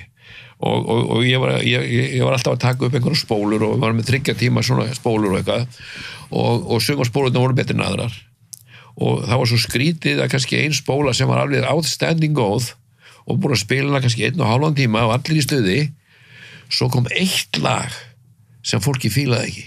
Það er alltaf ómöguleg músíkina. Það var búin að vera 1,5 klukkutíma alveg dásamleg músík, eitt lag skemmdi tempóið. Skilur, en maður tengir Hard Rock alltaf við svolítið háværa tónlist. Já. Þeir byrjuðu í London því að þeir vildi bara fá fólki út sem fyrst. Já. Þeir koma, það var biður fyrir utan og það var bara mikið atrið að fólk fengi ekki vera inni en það var mánulegan tíma, sko. En talandi London. Já. Eitt nú að byrja með hamborgarastað á Íslandi en annað að byrja með hann í London. Það gífulega hörð samkeppni þar og talandi með mitt að eyða peningum að þá gef ég mér nú að þar sé allur kostnaður dálítið herrin hér. Hvernig var að byrja með þetta í London? Þeir komu til mín Hallur og Hallur og Valgarð sem voru með Laundromat. Þeir voru nýbúin að opna Laundromat sem gekk lín líkast og þeir vildu opna í Kaupmannahöfn en öll og þeir sem eru með búin í Geirsgötu, þeir voru búin að fá loforð að mættu opna þar, svo ég sagði því miður ég get ekki, en þeir ekki með opna í London og þeir fóru að hugsa málið og þeir áttu vin út í London sem heitir Robert, kallað Robbie Kronig og hann var búin sem var með útastættina henni galda og hann búin að vera með street food bílalistina í fyrir ár svona og búin að opna núna hamburgarstað sem heitir Two Guys nýr á Klapparstíg alveg rétt ég hlusta alltaf á þættina þegar ég var unglingur Robby, hann var búin að vera 6 ár í London hann var búin að vera í því að útvega hljónsveitir og skemmtikrafta fyrir Iceland Airwaves þannig að hann þekkti London svona, þú veist, svona from the inside, skilur, hann var svona gæinn sem að vissi hvað snýr upp og niður svo þeir tala við Robba og Robby fer á stað og hann finnur í Marylebone hverfinu og Marylebone Lane sem svona hliðargata sem hlykkjast í gegnum Marylebone hverfi þar var hús sem átti að fara að endurbyggja og þar hafði verið eitthvað sem hétt Marylebone Café, hafði verið þar í 25 ár, hafði verið lokað í 2 ár, var algjör kompa, lyktaði illa og allt svona ógeðslegt, en þeir sögðu eigendurnir, þið megið vera í 8 mánuð og þið borgi bara hálfa leigu af því að við erum að fara endurinn í húsið og við heldum að við getum bara þrifið vel og sett inn kannski græjurnar og svo leiðis og opnað og séð hvað skeiði það enda náttúrulega alltaf með þessu þú veist gamla góða pötanum já, en við vorum byrjaðir og þannig að það var ekki aftur snúið og þú segir að byrja í London en við vorum bara svo heppnir á því leitun til að þetta var eiginlega í upphafi þegar ég opnaði kaffibrennsluna það var í upphafi svona kaffihúsa menningar á Íslandi skilur, þegar við opnum þá er þetta svona í upphafi þessara hamborgara sem eru ekki McDonald's og ekki veitingahús þannig mitt á milli maður setur svona cook to order þú kemur, þú pantar þín hamborgara hann er svona 120-150 grömmar stærð og þú tilbúin að bíða af því þú færð hann alveg þinn hamborgar hann er bara specially made for you þannig að við förum hann á stað og við fáum 2 stúlkur sem voru svona samfélags miðla sérfræðingar gráðugar og graðar eins og ég sagði stundum og þær höfðu eitthvað lag á því að koma okkur í umfjöllun og af því að það var engin svona staður raunverulega sem að var svona bein samkeppni akkurat á þessu tímapunkti, þannig að við fáum umfjöllun og hérna, og ég hef nú sagt að áður sko að tengsl mín við Hard Rock Café á sínum tíma opnuð einhverjar dyr, skilur það, því að Hard Rock Café eitthvað sem fólki vissi hvað var, þannig að þegar talaðu það einhver gæja frá Íslandi, sko ég ætlaði að opna í Ameríku á sínum tíma þegar ég seldi búluna 2005, en það var eins og ekki að bakra banni brauð að fara að selja hamborgar í Ameríku, gæði frá Íslandi en í London er svona alþjóðleg borg og það er allir einhverstað frá, eins og í Manhattan skilur, enginn frá Manhattan, allir einhvern veginn innfluttir og eins er í London, það er rosa mikið af innfluttu fólki þar og Arabarnir til dæmis, þeir komu stundum á 200.000 punda einhverjum fáranlegum bílum og inn á staðir sem tók ekki nema 35 manns í sæti og þeir stóðu sko með fermetra bara pláss og með einhverja hoppbórslega huggulega stelpu og þeir voru svo ánægðir að vera að borða á þessum cool stað sko. Þú veist, það er alveg með ólíkindum og þegar við opnum þá einhvern veginn erum við búin að fá umfjöllun, þessi gæja frá Íslandi og eitthvað Hótel Borg hjálpaði og eitthvað hafi komið grein í frægu bresku blaði London Evening Standard heitir það, við fengið heilsíðu umfjöllun á Hótel Borg skilur, þannig að við vorum ekki alveg sko out of the blue gæjar sko og svo kannski ég hef nú sagt frá því líka sko að þegar ég opnaði Hard Rock Café þá lét ég útbúa svona gerfi auga með Hard Rock merkinni, þannig að ég setti það ég setti það upp svona mjög hátíðlegt tækifæri. Af því þú ert með gerfiauga eða? Ég er blindur á öðru og ég er blindur á öðru sko og ég áraunverulega nokkrar útgáfur af auka augum og eitt er með Hard Rock merkinu. Það hefur vakið athygli Já, það er svona, menn þótti það mjög furðulegt alveg bara, wow þannig að þetta svona skapaði umfjöllun skiluru og allt í einu svo opnum við og bara við vissum ekki hvað á okkur stóð veðri, maður allt í einu bara fullt gaman að vera til og Róbert var þarna eins og rókur alls fagnaðar, hann var rosa skemmtilegur og svona hann kunni að tala við kunnana skilur því hann er búin að vera í London í 6 ár Þarf ég ekki að fá hann í viðtalina? Já, Róbert, hann er bara mjög skemmtilegur náungi, mamma sem Brynja Norqvist og pappa sem Maggi Kjet, þetta er svona fólk sem hafa mjög áberandi fyrir árum sko. En hvar kemur Beckham-tengingin síðan við? Maður tengir alltaf Tomma-staðin í London við Beckham. Já, bara einn dag þá bara sáum við það að Beckham var í hamborgara. og hann var bara í svona einhverju úlpu með sixpensara og bara svona með stráki með sér. Ég held að það heiti Brooklyn strákurinn. Og þeir voru bara hann einhvern veginn og bara allt í hún tekur einhver eftir hann þarna og einhver kona sem var að borða, hún bara, Beckham og má ég fá að taka mynd og eitthvað svona og bara allt í hún, þú veist, eigum við mynda Beckham inn á staðnum og svo koma nokkru sinnum, svo opnuðum við á Kings Road sem er í Chelsea hverfinu og ég veit ekki hvernig á því stóð en þau Beckham hjónin þau leigðu þennan stað á Kings Road 2 sinnum til að halda afmælisveislu fyrir börnin sín. Þú veist, og þau komu bæði og þau voru bara eins og hjón og Breiðholti með börnin sín og voru bara að passa upp á að allir væri stiltir og góðir og væri gaman og svona, og þau voru svo næs og Róbert náttúrulega, hann kunni að tala við þau og þannig að ég meina bara geta, sko, við sögðum engum frá þessu en þetta spurðist út, ég meina einhverju svona staff og eitthvað svona talar það svona og ég hef stundum sagt það, ég hefði frekar vilja fá Beckham í heimsókn heldur Bretaprins. Af hverju það? Það er öllum vel við Beckham. Út allan heim. Það fíla að Beckham er bara, hann er alheims þjóðhetja. Skilur þó að hins sé frægar og ríkar og allt þetta, þá er Beckham náungi sem bara fólk vill, everybody wants to associate with David Beckham. Hann er með mjög jákvæða ímynd. Algjörlega, sko. Og svona fer það orða á hann að þetta er góðu drengur, sko. það ekki spurning sko, og ég meina eins og ég segi ég er svo hamingjusamur bara að geta hugsa til þess ekki það Paul McCartney gist á borginni gamla dag já, og gerði svona þegar hann fór út Paul McCartney, það er rosalega já, og Kevin Costner, það voru svona við fengum svona alltaf góðum kunnum á Hótel Borg í gamla dag já, það var svona stemming sko. En Björgólfur hefur ekkert verið að koma þarna með Beckham þá það? Nei, þú veist, ég kannast Ölu Björgúl, hérna, þú veist, hann, náttúrulega, við byrjum rándfólminn í Írs og... Já, algjörlega. Já. En þannig, og þið eruð ennþá með 2 staði í London eða? Erum við 2 staði í London? Já, við erum með 2 staði núna í London, við vorum með 3, en við lokuðum hann að Kings Road, og við erum með annar stað sem er reyndar lokaði núna því að út af COVID sko, en það er nýri í hérna Soho. Og hvernig er reksturinn á þessu núna? Það er svo skrítið að það er svo mikið panta á netinu. Já. Við erum með staðan upp í Marylebone, það heitir Thayer Street, en það er raunverulega sko partur af Marylebone High Street, og það er þessi sko stað, við fluttum sko staðin sem var hann bara í 8 mánuði í næstu götu.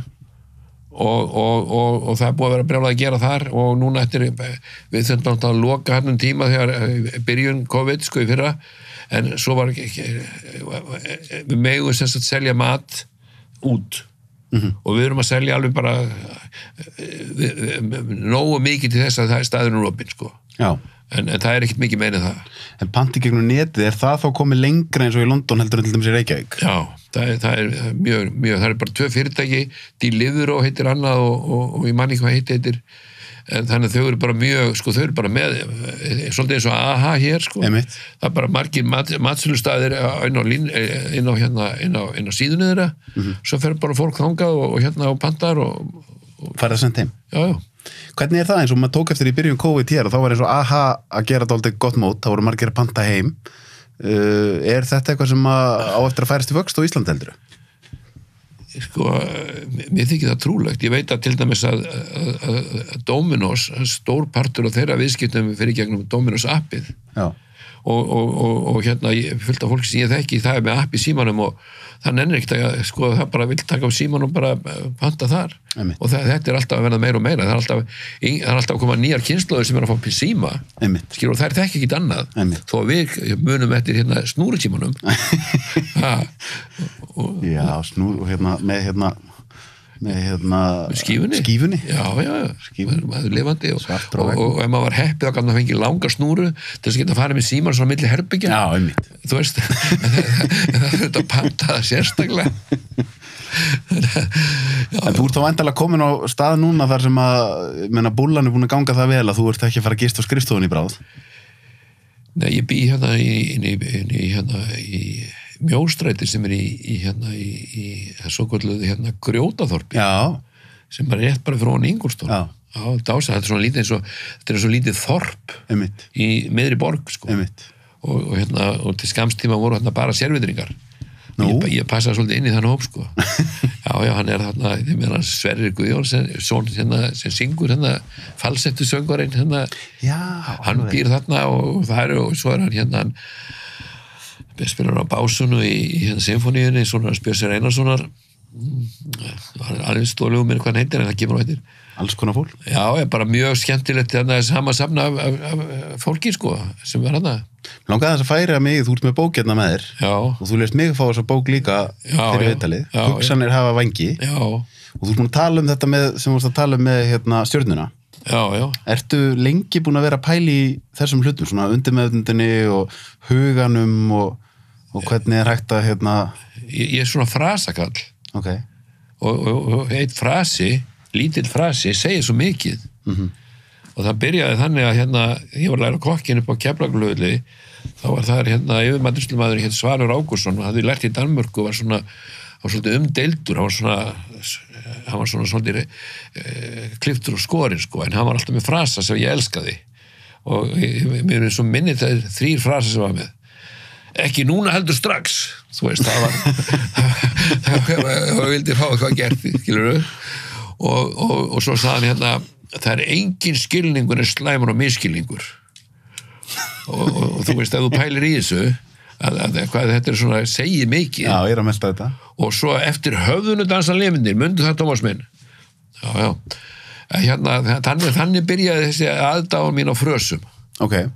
Og en þetta gaman svona, höfum við tíma erum við góðir. Já. Sko, þannig var að þegar ég opna Hard Rock Café, þá var búið að ákveða það að sonur minn Yngvi Týr, sko ég var í Ameríku að læra hótel- og veitingarestur og svo skildi ég við konuna mína, hún verður eftir í Ameríku og hann svona meir og minna alinn upp hjá henni og hann hafði unnið á nokkrum veitingastöðum meðal annars Burger King og það var búið að ákveða það að þegar hann myndi klára high school þá myndi hann koma að vinna fyrir mig og það var svona það bil sem við vorum að opna Hard Rock Café og hann hafði verið miklu vinir og hann svona hefur fylgst með mér og hann svona business minded og vissi það ég var blankur og hann kemur til mín bara 1 eða 2 mánuðum eftir að Hard Rock Café opnar og segir, hann var með indíanaklippingu svona og átti Camaro svona, þú veist sem svona nánast liggur á götunni skilur svona töffara bíl Chevrolet Camaro? Já, eitthvað svo leiðis, alveg bara hann þú veist, 7 metra langur eða eitthvað þú veist, já, og og hann kom með 4 baseballkylfur af því að hann hafði lært street fighting í Miami og sagði, þú hefur eina hjá þér, sko, hann gaf mér eina og sjálfur var hann með eina í bílnum og eina heima á sér og eina til vara, sko því að ég veit ráðast á hann en hann er mjög góður drengur og hann segir við mig, pabbi minn, þú veist að ég ætla að koma að vinna hjá þér og ég skal gera það bara eins og vilt. Ég var engan pening, en ég ætla að gefa þér þetta, sagði hann. Og hann lét mig hafa lítið svona kort sem á stærð við kreditkort, svona kannski pínlítið stærra og á því var kvæði. Og ég skal segja þetta kvæði, það bjargaði mínu lífi. Og ég hef aldrei farið með þetta kvæði svona, ég hef farið með þetta kvæði stundum þegar ég hef aldrei ræður innan svona lokaðan hópa fólki en ég hef aldrei farið með þetta kvæði í svona viðtali og ég er svona farið með þetta kvæði núna að því að það segir svo mikið og og skal ég segja þannig að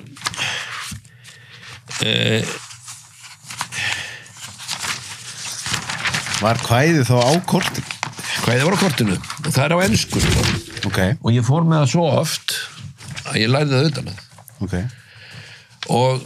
að og það er svona sko, ég þarf ekki að horfa á þetta er annað sko, when things go wrong as they sometimes will when the road you're trudging seems all uphill when the funds are low and the debts are high and you want to smile but you have to shy when care is pressing you down a bit, rest if you must, but don't you quit. Life is queer with its twists and turns, as every one of us sometimes learns, and many a failure turns about when he might have won had he stuck it out. Don't give up though the pace seems slow, you may succeed with another blow. Success is failure turned inside out, the silver tints of the clouds of doubt, and you never can tell how close you are. It may be near when it seems so far, so stick to the fight when your heart is hit. It's when things seem worse that you must not quit. Never, never, never quit. Quitters never win, winners never quit. When our lives seem to take a rough or wrong turning, it's good to remember that we might just be earning a higher reward for the lesson we're learning. So instead of complaining, quitting and crying, blaming ourselves and moaning and saying, just trust in the Lord and just keep on trying. For the hard times are only a way to start growing, and if God is testing us, it's our one way of showing that when the going get tough, the tough get going. Síðan, þetta er uppáhaldskvæðið mitt, þetta hélt í lífinu. Ég las þetta á hverjum degi í mörg ár, bara því ég var svo blankur. Það var ekki manna að velja og einhvern veginn þurfti ég og máli var sko, þó ég væri svona blankur þá vissi ég ekki ég var svona blankur en ég vissi ég þurfti að sko að hafa fyrir að borga reyningana og af því að ég var alltaf í góðu skapi og fór með kvæði á morgnan og kvöldin og allt það, þá bara hélt fólk að var allt í góðan fíling, skilur, þó að var ekki í góðan fíling, af því að náttúrulega við áttum stundum ekki á 28.9. áttum við ekki eins og fyrir laununum sem áttu að vera eftir helgi, sko, hvernig borgum við launin, þetta var sko alveg bara þetta var höfðverkur, nema hvað ég opna Hótel Borg og á Hótel Borg salur sem heitir Giltisalurinn og hann hafði verið svona í gamla daga aðalsalurinn í bænum og það þótti var flott að vera með svona einhverju uppákomin í Giltasalnum og hann kemur til mín skal ég segja Hrafn held ég hafi verið Hrafn bróðir Illuga Hrafn Jökulsson Hrafn Jökulsson kemur til mín og segir Tommi okkur hjá besta vini ljóðsins okkur langar til þess að vera með svona árlega uppákomi hjá þér og ég horfði á hann og sagði já en það kostar 50.000 kall að leigja salinn, ég menna besti vini ljóðsins á ekki 50.000 kall en mér leist vel á Hrafn og ég sagði hann, en ég skal gera við díl ég á kvæði og ef þú þýðir það fyrir mig þá færðu húsaleguna frítt og hann kom eftir 2 daga með þýðingu á kvæðinu sem að skal ég segja þér sonur hans Hrafns Gunnlaugssonar þýddi og ég ætla að fara með það á íslensku en ég verð að lesa það, ég hef ekki lesað nóg til þess að, en það svo snildalega góð þýðing að ég verð að láta hann að fylgja með komdu með hana illa gengur sem oft til ber og einatt á brattan leiðin skuldirnar háar en skotsilri naumt í skífu snýst brosið þú dæsir aumt áhyggjur herja á huga þinn hvílstu en gefst þig upp vinur minn lífið skrítið þar umsnýst allt allir því kynnast hver lánið valt sjórekið flag getur siglt á ný ef sækarpar halda út veðragn ný gefst ekki upp þá að gangi seint þú getur til sigurs að nýju reynd farsaldir ólán undir við áhugi skýjana bjarta hlið þú veist aldrei hvað langt í land þú lyftist á flot þú virðist strand svo þrauka mest til mæðir á þú mátt á öfustund hoppa frá ef lendir í mótlæti og missir þú fóta þá mundu að reynslan sem þú ert að hljóta mun ef til vill vitrænin mann úr þér móta og í stað þess að gefast upp kvarta og kveina og kveljandi gremju og sjálfum þér í heima treyst ætið á drottin og allt áfram að reyna því þrautir og hindranir þroskast þú getur með þeim Guð krefjandi verkefni setur því mótbýr til dáða hinn djarfa mann hvetur aldrei gefast upp þeir sem gefast upp sigra aldrei þeir sem sigra gefast aldrei upp Amen Þetta mjög góð þýðing alveg dásamleg búið að setja skemmtilega orð eins og skotsilfur líka, hann Kristján sem að hann þýttur og reyndar hann er snillingur hann þýtti Hamlet hann að nýja útgáfuna hann fyrir leikhúsið og hann bara hann er snillingur að þýða leikrit og úr ensku yfir íslensku og hann gerði þetta sem sagt og fyrir viku fengu þeir frýtt annað þú veist Nú búið að koma þessi í loftið nú er búið að koma þessi í loftið En til þess að gera langarsögu stutta að þessi bók hugsanir hafa vangi hann gaf þessa bók út hann Konráð Adolfsson sem að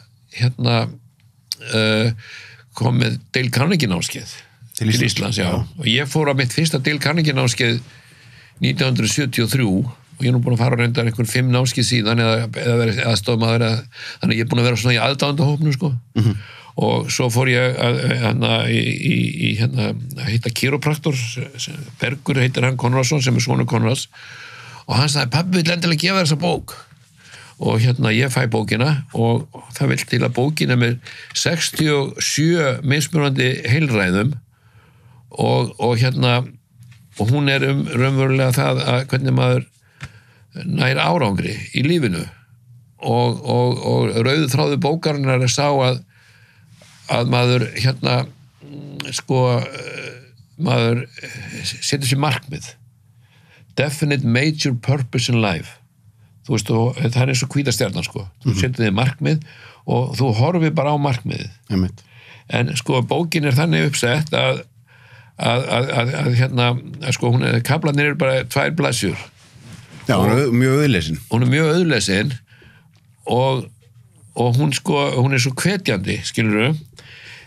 Ég las hana, ég er búin að lesa þessa bók núna, sko, ég er búin að lesa hana alla bókina 2 svar og núna er ég búin að lesa sko fyrstu 47 kaplana 4 sinum hvert kapla, skilur, ég les bara 1 kapla á dag núna og 4 sinum á dag, þannig ég er að verða búin að lesa bókina 6 sinum og þetta er svona bók sem að les, ef maður les bókina alla daga, þá heldur hún manni við efni, þetta er annars svo að fara í líkansækt og þú veist, if you don't use it, you lose it. Og eins með þetta hérna, að sko ég er búin að gefa 35 mismunandi aðilum þessa bók og svo kem ég í hús þar sem ég veit að það sem ég gaf bókina, þá sé ég að hún er einhver staðar svona, kannski ekki beint áberandi stað, en ég sé það á öllu, hún er ekki lesin. Ég sé það að hún hefur verið svona, það hefur verið blaðað í henni, einn og einn hefur lesað hana kannski, alla, ég veit það ekki, en skilurðu, ég segi þessi bók hefur 3 kosti, hún hefur, þú getur sko, jú, hún hefur 3 sko ekki kosti, sem sagt, hún getur verið, sem sagt, bókin getur verið bara bók, þú kaupir bók og það er jafnvel sagt sko, það er betra að fara í bókabúð, kaupa bók og lesa hana ekki, heldur hann að fara ekki í bókabúð og kaupa ekki bók. Það gerir eitthvað að kaupa bókina þó og lesa hann ekki. Okay. Þannig að hún getur bara verið bók í bókahællu. Okay. Hún getur líka verið góð bók í bókahællu sem þýðir að þú keyptir hann og þú last hana. Og þú sammála mér og öllum, þetta er góð bók, en þú gleymir. Skilurðu, ég fór einu sinni skal ég segja með Sigurði Gísla og Guðna í Róbjóka, við fórum hann á Krippaló, sem er hérna svona, það var gamalt klaustur sem er skammt frá Boston og þar var hérna einhver indveri sem heit Gurdef og hann var með fullt af fólki og maður fór í svona, borða hollan mat og svo var svona einhver svona upplífgandi hérna svona prógram í gangi. Var Gísli Örn með eitthvað líka, Lárusson? Nei. Það var sem sagt Sigurði Gísli og hérna og Guðni og hérna og pabbi Guðnar reyndar, Gunnar. Heyrðu, já, við förum þarna. Og leiðminni þangað, þetta er 1988 og leiðminni þangað, þá stoppa ég á Hard Rock Café og hitti þar general managerinn og hérna og hann, að því við fór vel á með okkur og komum svona spjalla og heitt og annað, svo segir hann, heyrðu, hvað þetta gerir í Ameríku núna? Og ég sé hann hvað ég er að fara að gera, ég er að fara hann á annan stað og hvað þetta er, þá segir hann, oh yeah, I know this, you go there, you stay there for 2 weeks and you come back and you're so inspired and you have good intentions and everything, but don't worry, you'll be back to normal in 2 weeks. Ok, þannig að ég segi við þig, ef þetta er bók upp í hillu og þú segir, þetta er góð bók, ég las hana, fínt, en það fennir í sporin, þú gleymi bókinni. Þannig að þriðji kostur bókarinnar er, þú lest hana daglega og hún er þarna bara og þetta er bara svona að tekur þig sko að lesa 2 á einn kapla svona 7 mínútur en ef maður gerir þetta ef þetta verður að vana, þetta er alveg svo að þú burstar tennurnar, þú bara ferður fram á klóst og þú burstar tennurnar, þú ert ekkert að pæla í þú bara burstar tennurnar, þú byrður rúmið þitt skilurðu, ef þú getur komið þessu yfir í þessa rútínu þá einhvern veginn og hérna sko ég var að hlusta á hérna læknir sem er hérna skal ég segja hann er reyndar á podcastinu Jón Snorra hann er skal ég segja læknir og er með hérna fyrirtæki hann er nýbúin að fá 3 milljarða hérna fjárfestingu í að lækna fólk með hérna forvarnar aðgerðum. Akkurat.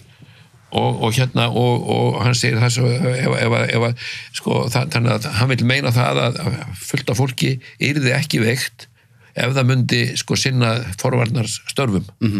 Þessi bók er svona á þann hátt eins og þessi speki hans skilurðu að ef þú lest þetta reglulega að þá einhvern veginn opnast hugur þinn og ég finn það bara núna eftir ég búin að eiga þessa bók síðan í nóvember og ég finn að þessi bók, hún hefur gert eitthvað fyrir mig, ég er bara allt í orðið miklu svona, ég er svona, þú veist, það er eitthvað kraftur, ég er 72 ára, mér finnst ég vera 47, skilur og ég finna að það kemur úr þessar bók og rauður þráður bókarinnar sá að þú segir undirvitundinni sko undirvitundin það sagt að heilin þú notar 10% af heilanum 90% bara þarna og bara býður eftir því að hún sé sagt eitthvað hann hefur enga skoðun eitthvað gott eða vont þú segir honum eitthvað og hann framkvæmar það og á þess að þú gerir grein fyrir það, hann bara gera það svo þú vitur að því og ef maður alltaf að mata heilan þessi 90% að einhver svona jákvæðu, einhver sem ætlar að gera einhverju markmiðum sem maður setur sér, ég ætla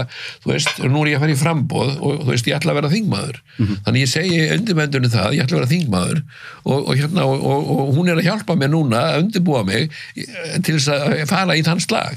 Þetta ótrúlega áhugavert sem þú ert að segja með við einhvern veginn, okkur finnst svo sjálfsagt með líkamlega heilsuna að þú ferð ekkert bara í ræktina 2 og svo ertu búinn en andlega heilsan einhvern veginn, það stundum eins og okkur líði eins og ef við vitum eitthvað að þá bara sé það komið og þurfum ekkert að pæla í því en auðvitað, og það svona oft það alveg saman þú maður viti allir þessar hluti, maður þarf að heyra það rosalega reglulega til þess að halda áfram að iðka það sem maður þarf að iðka til þess að halda sér í góðu standi. Já, það ekki nóg að vita, maður þarf að iðka. Maður þarf að iðka. Já, það Ég þekki góða mann sem hann hugleiðir sennilega meira en allir sem ég þekki og hann orðaði þetta svona með mig, hann sagði einu sinni var ég á þeim stað að ég átti alveg fulla bókahella bókum hugleiðslu, en ég hugleiti aldrei. Okay.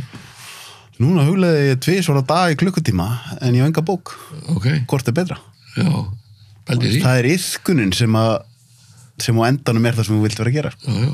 Ef ég ætti að veðja, þá myndi ég segja sem að ég var Tolli.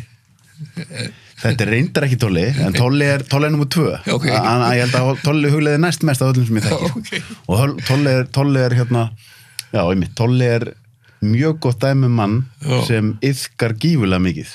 Algjörlega. Hann er þegar ég sé Tolla, þó hann sé komin á þann aldursmennar og ég verð þreyttur við að horfa á dagskrána sko. Já, hann er alltaf að. Hann er alltaf að. Sko. Og hann gefur svo mikið af sér að það er bara það er aðdáunarvert. Nei, aðdáunarvert, það er dásanlegt. Sko. Ég fór í svettjáðanum núna á mánudaginn. Já, það. Og ég hef ekki farið í svett í 20 ár. Okay. Þannig að ég bara var hraustur, já, ég get alveg, og ég satt, þú veist hvernig svettið er, að æðislega heitt og ef maður situr, þá miklu heitar að því að það er svo heitur. Og maður er svona 3 tíma inn í allt, sko. Og eftir rúma klukkutíma á leiði yfir mig og það bera mig út. Nei. Jú. Var ég lagi með þetta? Já, en þú veist, ég bara gjörsalega, þú veist, af því ég satt allan tíman.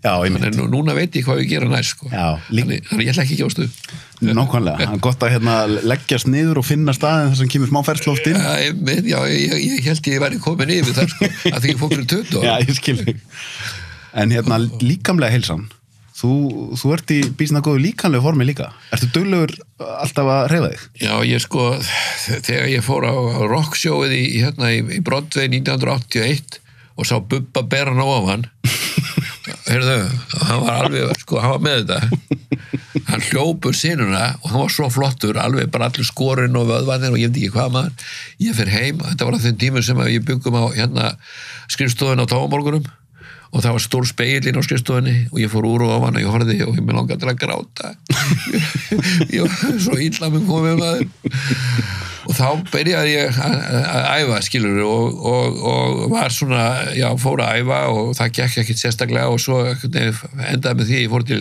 Kaliforni og var þar með Sveinbirni Guðjónsson sem hafði þá verið keppa í Evrópumótið eitthvað átti líka á Sæktunarsstöðu sér orkubótið eitthvað og hann hafði selt það og við fórum til Los Angeles erum þarna í Santa Monica fórum að æfa í Gold's Gym Já, okay. og the Mecca of bodybuilding það var svolítið gaman að því Sylvester Stallone kom þangað Á hvaða áru voru það í Gold's Gym? Þetta var 1984 Já, þetta bara þarna þegar þetta ekki byrju hvenær kemur Pumping Iron út með Arnold Schwarzenegger hún var nýkomin út Sveinbjörn vissi allt það sko Þetta er gullalda tímabil Gold's Gym Algjörlega sko, algjörlega þetta var bara, svo í næstu götu var skal ég segja þér World Gym sem var raunverulega sko, Joe Gold sem opnaði Gold's Gym, hann hafði svo farað á hausinn og selta og svo var hann allt í einu sko, orðinu umkomulaus og þá opnaði hann World Gym og þeir þeir fóruð þangað allir sem hefðu verið hjá hann, Joe Colombo og Schwarzenegger og þeir sko voru í World Gym. En var Stallone að þarna meðan að þið voru þarna? Nei, hann kom þangað. Já, hann kom þangað, hann var að leita að kandidat til að leika í hlutverk sem hann fekk svo hann Dolph Lundgren fekk þetta hlutverk, en hann var að leita sem manni til í það hlutverk. Var það ekki Rocky 4? Já, allavega 3 eða 4. Ég man ekki hvort heldur var. Já, Dolph Lundgren, þetta er eftirminnilegt. Já, maður lifandi. Og þegar Dolph Lundgren... Var hann ekki Ivan Drago í myndinni? Það gæti verið. Ég held að Dolph Lundgren hafi heitið Ivan Drago í þessari Rocky mynd. Já, en Dolph Lundgren, hann kom til Íslands á mínu vegum 1982. Maggi Kristjáns sem var skemmtarastjóri í Safari eða í Vilda Trilda, hann var svakalega ferskur og frjór og hann gerði sér lítið fyrir og fekk Grace Jones til að koma og skemmta í Safari. Já, og Dolph Lundgren var á þessum tíma skal ég segja lífvörður hennar. Ég meina, sko, það að gera þetta, ég meina, því ég horfði tilbaka og pæli í því, skemmtistæðurinn tók 400 manns max og við fangum Grace Jones til að skemmta, það var kannski 150 manns síðana, þú veist. Það er rosalega. Já, hún kostaði $20,000 þá. Ég man eftir þessu og svo ég ekkert að borða út í Los Angeles á einhverjum stað sem var svona stjörnund og kom ekki annan og þá hún að borða þar og ég var með Sveinbirni og Sveinbirni þekkti náttúrulega Dolph og þau komu að borðin og ég stað þessu illa gerur hlutur Grace Jones öllu sínu veldi og Dolph Lundgren og þau standaði við borðið og eitthvað að tala við okkur ég vissi ekkert hvað ég átt að segja ekkert. Grace Jones, það er alveg góðsögn. Já, algjörlega. En það er gaman að segja þessu stað þetta var svona staður sem stjörnund að komu og hann átti þennan stað Peter Morton sem átti Hard Rock Café í Los Angeles og ég fór iðulega og einhvern tímann ég með Ingvarsson minn og Tomma og þá var Eddie Murphy að borða og þetta er sko 1984 líklega já.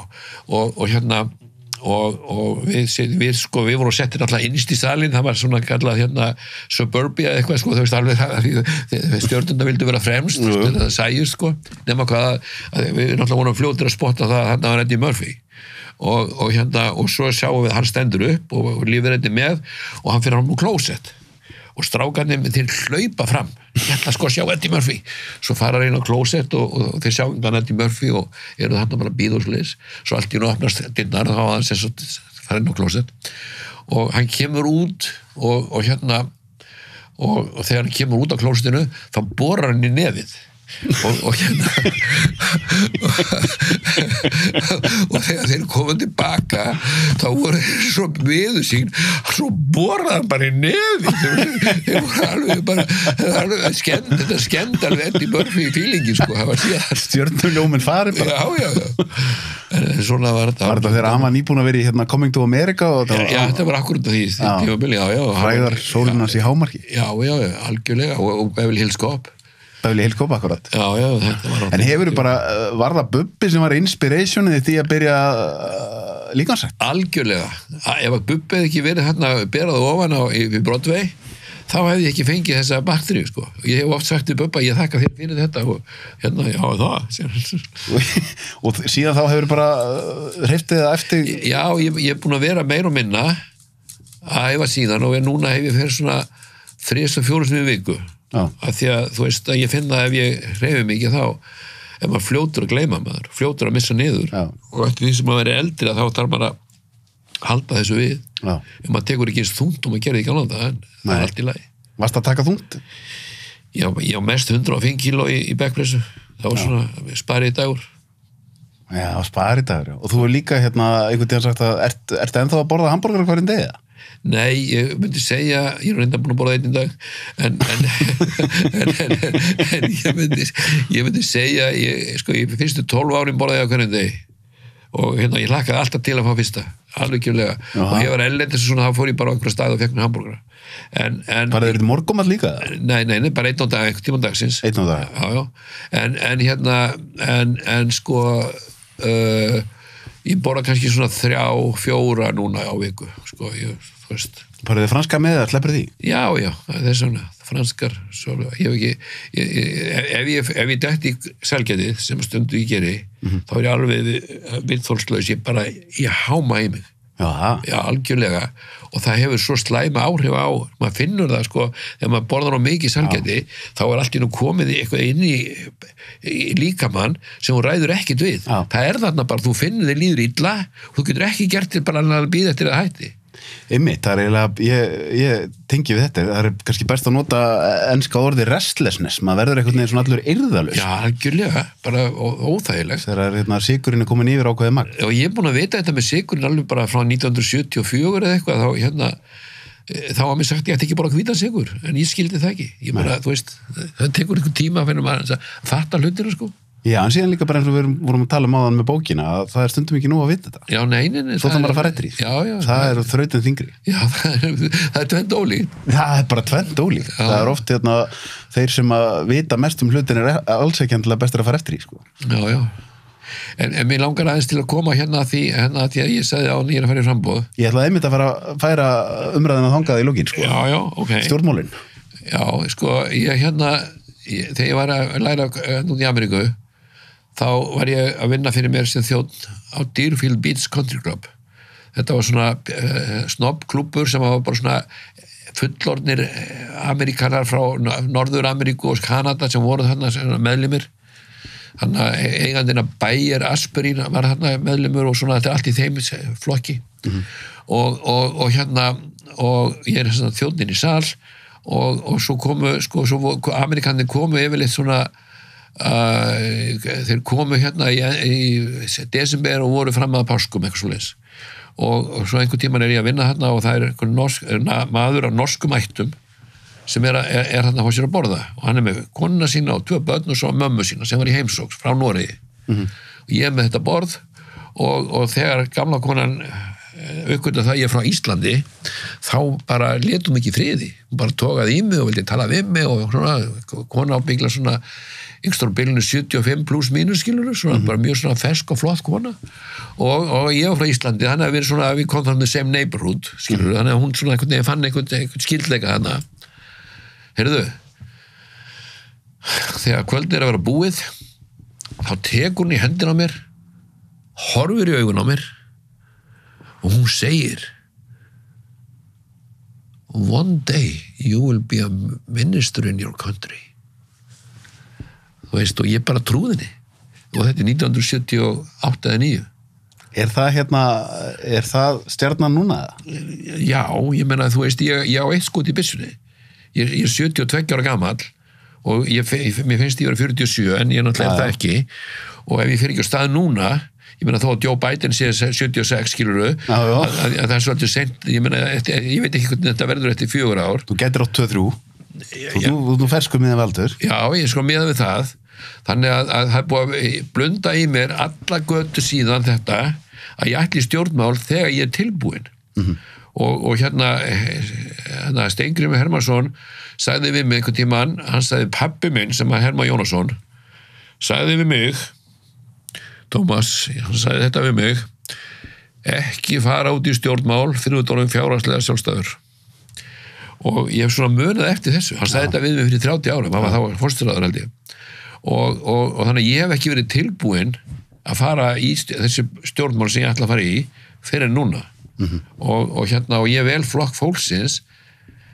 því Inga hún er búin að gera undur á stórmerki ég meina, þetta er kona sem að var á örorkubótum og ákveði þá hún allar á þing ég meina þetta er kona sem fekk 200-300.000 á mánuði og hún segir ég ætla að fara á þing og hún fór á þing og hún tók með sér 4 þau voru 4 sem komast á þing í hennar nafni þetta er bara svona hefur bara ekki skeð lengi skilurðu Hvernig myndur þú lýsa þinni pólitík ef ég var að spyrja þig bara fyrir hvað stendur þú í stjórnmálum Sko ég vil beita kröftum mínum að því að leiðrétta til dæmis lífeyrissjóðakerfið ég vil gera líf öryrkja og ellilífeyrisþega auðveldara þú veist ég vil sem sagt að það er svona bara þenn dæmi sko, þessi svokullu frítekjumörk, það svona, það er verið að letja fólk ekki fara að vinna, að því að það fyrir að vinna að þá sko við fáum öll svona ellistyrk einhvern sem að, þú veist, ég held að fullur ellistyrkur sé kannski 250.000 pluss mínus, en ef þú vinnur þér eins og svo mikið, þá minnkar það, þannig að það er engin tilgangur í að fara út að vinna, en ég man í gamlanda þegar ég var að, hérna, svona, fyrir 20 ára síðan, þá sagði við sjálf að mig, já, þegar ég er gamall og hættur að vinna, þá ætla ég að byrja út moggan, skilur því að ég vissi það maður vaknar á mótnana, að ég sagði, maður verður að hafa hlutverk, þú vaknar á mótnana og þú verður að hafa hlutverk, þú þarf að skipta máli, ég meina að þú ert að vera búin að borga, bera út 150 blöð fyrir kl. 7, þá var sem sagt... Þannig að eru galnir hlutir, eins og til dæmis mamma mín hætti að vinna núna fyrir hvað... 3-4 árum af því hún er grunnskólakennari að vinna fyrir hið opinbera og hann er bannað að vinna eftir 70 ofboðslega vel liðin á vinnustafnu sínum ofboðslega góðu starfskraftur og þetta er náttúrulega bara eitthvað galið þetta er bara galið þetta er að leiðrétta þessa vitleysu þetta er bara sko þetta er allt börn síns tíma skilur allar þessar skrýtnu reglur sem við erum að lifa eftir. En hvað með þá ef við myndum spyrja það út í að því það kom tímabil núna í COVID þar sem voru held ég nærið 200.000 manns á vinnumarkaði og 100 þetta var svona þeirra verslið þetta voru 140 eitthvað þúsund voru annarkvort að vinna fyrir því opinbera eða á atvinnuleysisbótum eða á örorku þannig að þá er hópurinn af þeim sem er að standa undir þessu í engageiranum orðin svo lítill þarf ekki líka að setja meira súrefni í einmitt þetta sem þú hefur verið að gera í gegnum tíðina bara fólk sem er að búa til atvinnu fyrir aðra fólk sem er að búa til hluti þarf ekki einhvern veginn sjá til þess að ríkið sé ekki að koma í veg fyrir að fólk með góðar hugmyndir ná að koma þeim í framkvæmd. Já, sjálfsög. Það þarf að vera svona bland í poka. Ég meina, það er sko Parkinsons lögmáli segja það veltur alltaf upp á sig, það var alltaf meira og meira, skilur við? Þú veist, þannig að hérna, það hefur alltaf að byggja við Alþingishúsið, því það er alltaf að vera að bæta við mannskap. Ég meina, við erum ekki 360.000 manns. Þú veist, ég meina, við erum eins og gata í New York. Já, bara algjörlega, sko. Algjörlega. Þannig að hérna, það er svo margt sem þarf svona aðeins að endurskoða og ég til dæmis, ég vil meina líka eitt sem ég finnst svona, að ég var með svo mikið af ungu fólki í vinnu á Hard Rock Café.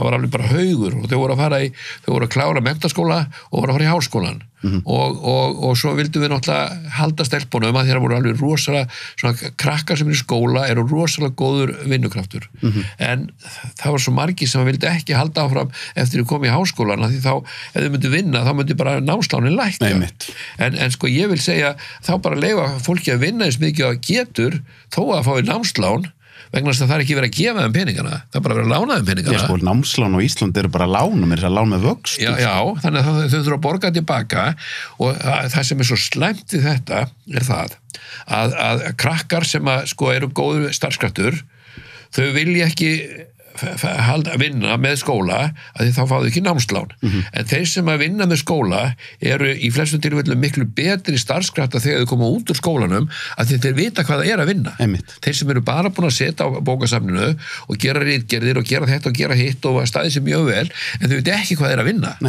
ok, þetta er slæmt þannig að það er betra að fá manneski sem er unnið með skóla til þess að vinna fyrir sig af því að hún kann að vinna númer 2 sem er ennþá verra og þeir sem er enn að vinna en geta unni svart þeir gera það og það er ekki gott að ala einstaklingu upp í það að þessi eðlilegt að vinna svart að því að það bara festist í kerfinu og þú veist af það vill viðkomandi ekki hreyfa sér um að fá það svart sko það er það sem ég er að hugsa núna eins og í COVID-tímabilinu þegar það eru svona ofbóðslega margir konur atvinnuleysisbætur og minnst að vera svona eitt af stóru hlutverkum ríkisins að þeir eru með mannesku sem er kannski bara vönði að vera á atvinnuleysisbótum og við vitum hvernig Ísland er það er bara ofbóðslega margir sem geta að redda sér einhverju svartri vinnu þar sem að þú bætir aðeins við tekjurnar þá er engin hvati til þess að fara í vinnu þar sem þú enda bara að fá minni í vasan þá viltu bara vera áfram á atvinnuleysisbótum og það er svo einhvern veginn ríkissjóður hefur ekkert efna á því að það sé bara einhver rísa hópur endalaust á bótum og að taka svarta tekjur ofan á fólk heldur að þessi stór dúkur fullur af peningum og það sé bara að taka það er bara að það setja inn í tankin sko það þarf að koma tekjur og þú veist og svo þarf að leiðrétta sko það er fullt af fólki kannski sem er að fá eitthvað út út úr Tryggingastofnun og annað sem kannski ætti ekki að fá það, þá þarf að finna einhverju leið til þess að leiðrétta þetta og þeir sem eiga að fá það, af því þeir eru öryrkjar og geta ekki unnið, þeir eiga að fá meira af því það er ekki hægt, þeir geta ekki lifa á 230.000 skilurðu, þannig að það þarf að finna einhvern veginn leið til að gera þetta en þetta er ekki gert á einni nóttu. Nei, þetta er ekki gert á einni nóttu en ástæðan fyrir að ég væri kannski ánægð með að fólk eins og þú farir í stjórnmál er að mann finnst stundum eins og sé skortur á fólk í stjórnmálum sem hefur mikla reynslu úr atvinnulífinu. Já. Þetta er oft fólk sem hefur farið gegnum ungleiðarhreyfingarnir á stjórnmálaflokkunum og svo farið bara beint í pólitík. Akkurat. Það lítur einhvern veginn að vera, maður lítur að koma inn í þetta með svolítið aðra sín þegar maður er búin að prófa svona margt sjálfur í atvinnulífinu.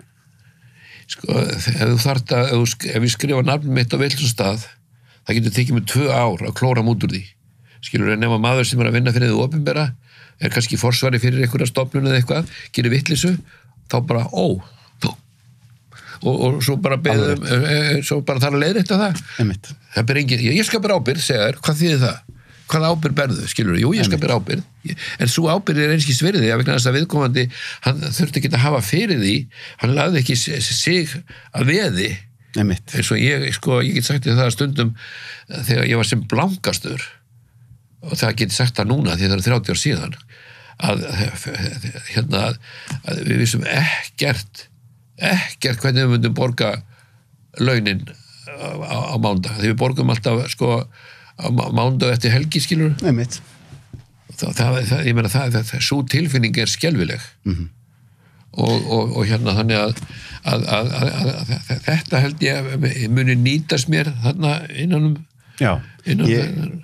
Ég á einmitt góðan vin sem að hefur, hann er mjög mikil drifkraftur í honum, að hann hefur hann á ekki vandraði með að mótivera sjálfa sig, en hann sagði einu svona við mig, ég skildi fyrst hvað það er að mótivera sig til að ná í peninga þegar ég átti ekki fyrir launum handa starfsfólkinu mínu. Já.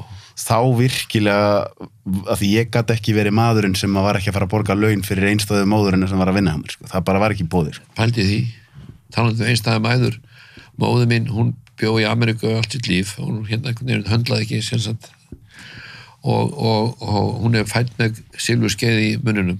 Við átti húsi sem að stendur við Tjarnargötu 33 sem er núna Tjarnarborg, leikskóli.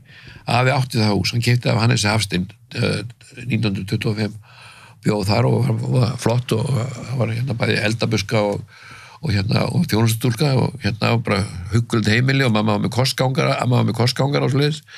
Svo sem sagt verður hún fyrir slysi, hún sem sagt er í bíl og sem keyrir út af og hún brýtur framlúðuna 1938 eða 9 hvað var, hún var 17-18 ára gömul, brýtur framlúðuna með andlitinu og hún var með 167 spor í andlitinu, hún var svo landakvort á henni andlitið, þannig að sem sagt hún verður fyrir þessu svakalega áfalli og svo verður hún ófrísk að mér eftir Ameríkana, skilur og sem sagt og það fyrir hann að vera alinn upp með silfurskeið og afi var svona virtur lögfræðingur og þetta var allt saman rosa flott og hún bara meikaði þetta ekki, hún fyrir til Ameríku og ég er eftir hjá ömmu og hún er þar og svona einhvern veginn bara höndlaði ekki að koma tilbaka, verður svo aftur ófrísk og hún leit ekki glaðan dag í 40 ár. Þú veist, eftir að hafa haft allt til alls.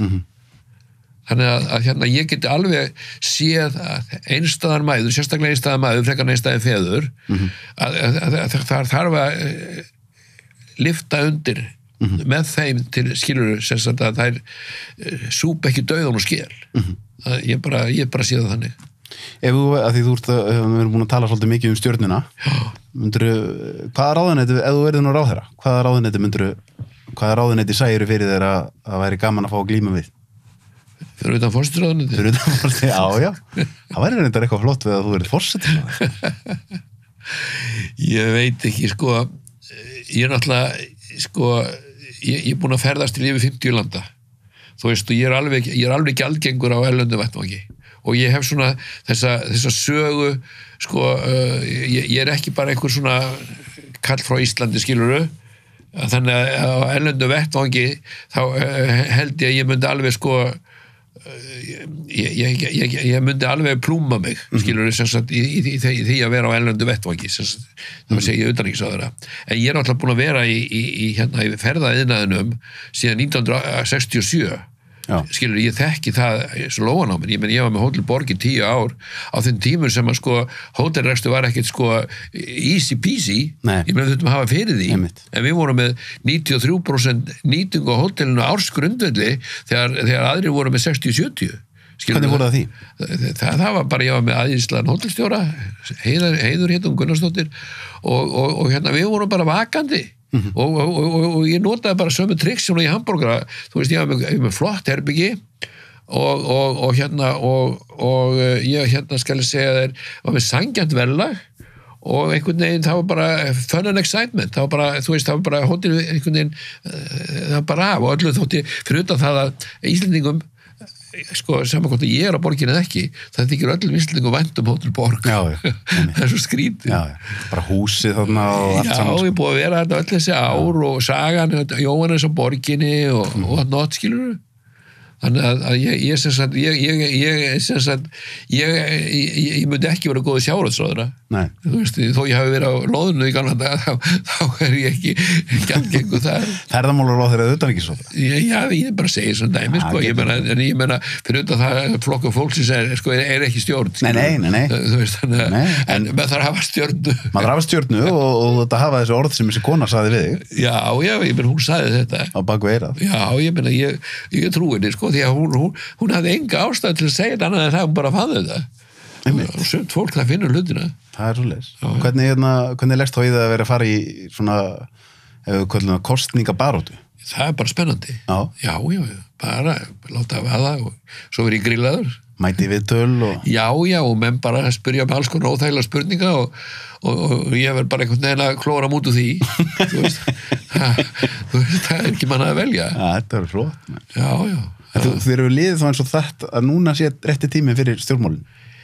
ég hef ekki verið til ég held að síðast þegar var kosið 2017 að ég verið tilbúin og svona einhvern veginn hafði áhuga á því þá en ég sé það núna að ég var ekki tilbúin ég er miklu meira tilbúin núna það er því að maður svo bók bókinu vængi en er það ekki dálítið það sem mér ég upplifa að manni finnst maður oft eftir því sem maður eldist þá hugsa maður ég er miklu meira tilbúin núna en ég var fyrir 3 árum og svo fattar maður eftir 3 ári ég held ég verið tilbúin þarna, ég er miklu meira tilbúin núna þetta er oft svona hugsaðu alla hlutina sem að þú ert með í dag og þú segir hvernig komst ég af án þessara hluta fyrir 10-15 árum en hugsaðu alla hlutina sem þú hefur í dag eftir 10-15 ár þá verður sagt hvernig komst ég skilur en okkur líður vel í dag við þurfum ekkert á þessum hlutum að halda sem við eigum eftir að tala við komstum ekki af án alveg rétt skilur þannig að þetta er svo afstætt allt saman Mér finnst þetta verða oft svona stærsta blindspotið hjá okkur og það er að við hlæjum oft að einhver eins og það var í gamla daga en gefum okkur allt núna sé einhvern veginn eins og það eigi að vera í framtíðinu algjörlega og við höldum þegar COVID kom þá heldum við að svínaflensan eða var ekki svínaflensan 1918 að það er bara þá við erum konið svo langt fram úr okkur skiluru núna það getur ekki skeið svona svo bara skeður þetta svona bara eins og bara með fingurum skilur maður ekki sé bara þetta tímabil núna síðasta ár hefur sýnt okkur hvað þetta er allt svona, maður notar enska orðið fragile já, og ég meina svo grís á Reykjanesi og þú veist, þeir vita eldfjallafræðingarnir eru að segja okkur eitthvað þeir vita raunverulega mjög lítið nánast ekki neitt daginn segja að verði ekki gos, það kemur gos ég meina skilur, þannig að við erum svona við bara einhvern veginn við stöndum fram fyrir þessu aðalmálið er að vera ánæður í sinni eigin skinni og ég segi gullna reglan komdu fram við aðra eins og þú vilt aðri koma fram við þig ef maður getur haft þetta leið á ljósi þá verður lífið rosalega auðvelt skilurðu og þá þarf maður ekki á allir að segja tækni og framförum að halda framfærir eru raunverulega fyrir 100 árum síðan var sagt það verður ekki fundið upp með það er búið að finna upp allt sem hægt er að finna upp söður þú veist og síðan búið að finna upp alveg ótilhandi en til hvers Ég meina, sjáðu sko framkvæmdirnar sem voru framkvæmdar fyrir 2000 árum síðan, til dæmis í Grikklandi eða í Kína þess vegna. Ég fór á safn í Kína, í Nanjing, sem var gamla höfuðborgin þeirra. Þar var safn með 3.000 til 5.000 ára gömlum hlutum.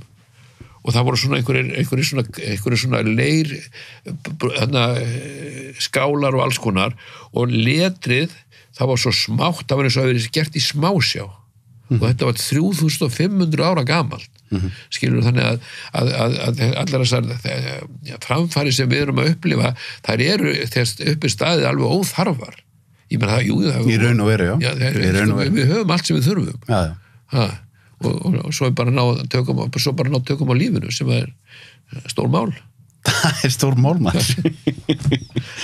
Erum við ekki verið flotti bara? Jú, bara ég þakka þér fyrir og hérna bara takk fyrir að bjóða mér í viðtal. Þetta er svona, mér finnst alltaf gaman að einhver mann eftir manni. Já, bara minn er heiðin, búið ræðislega að fá það eins og. Já, takk fyrir það. Bara stórmerkileg saga. Ég hef bara talað. Já, bara ræðislega. Já. Gaman að fá þig, takk kærlega fyrir komuna. Já.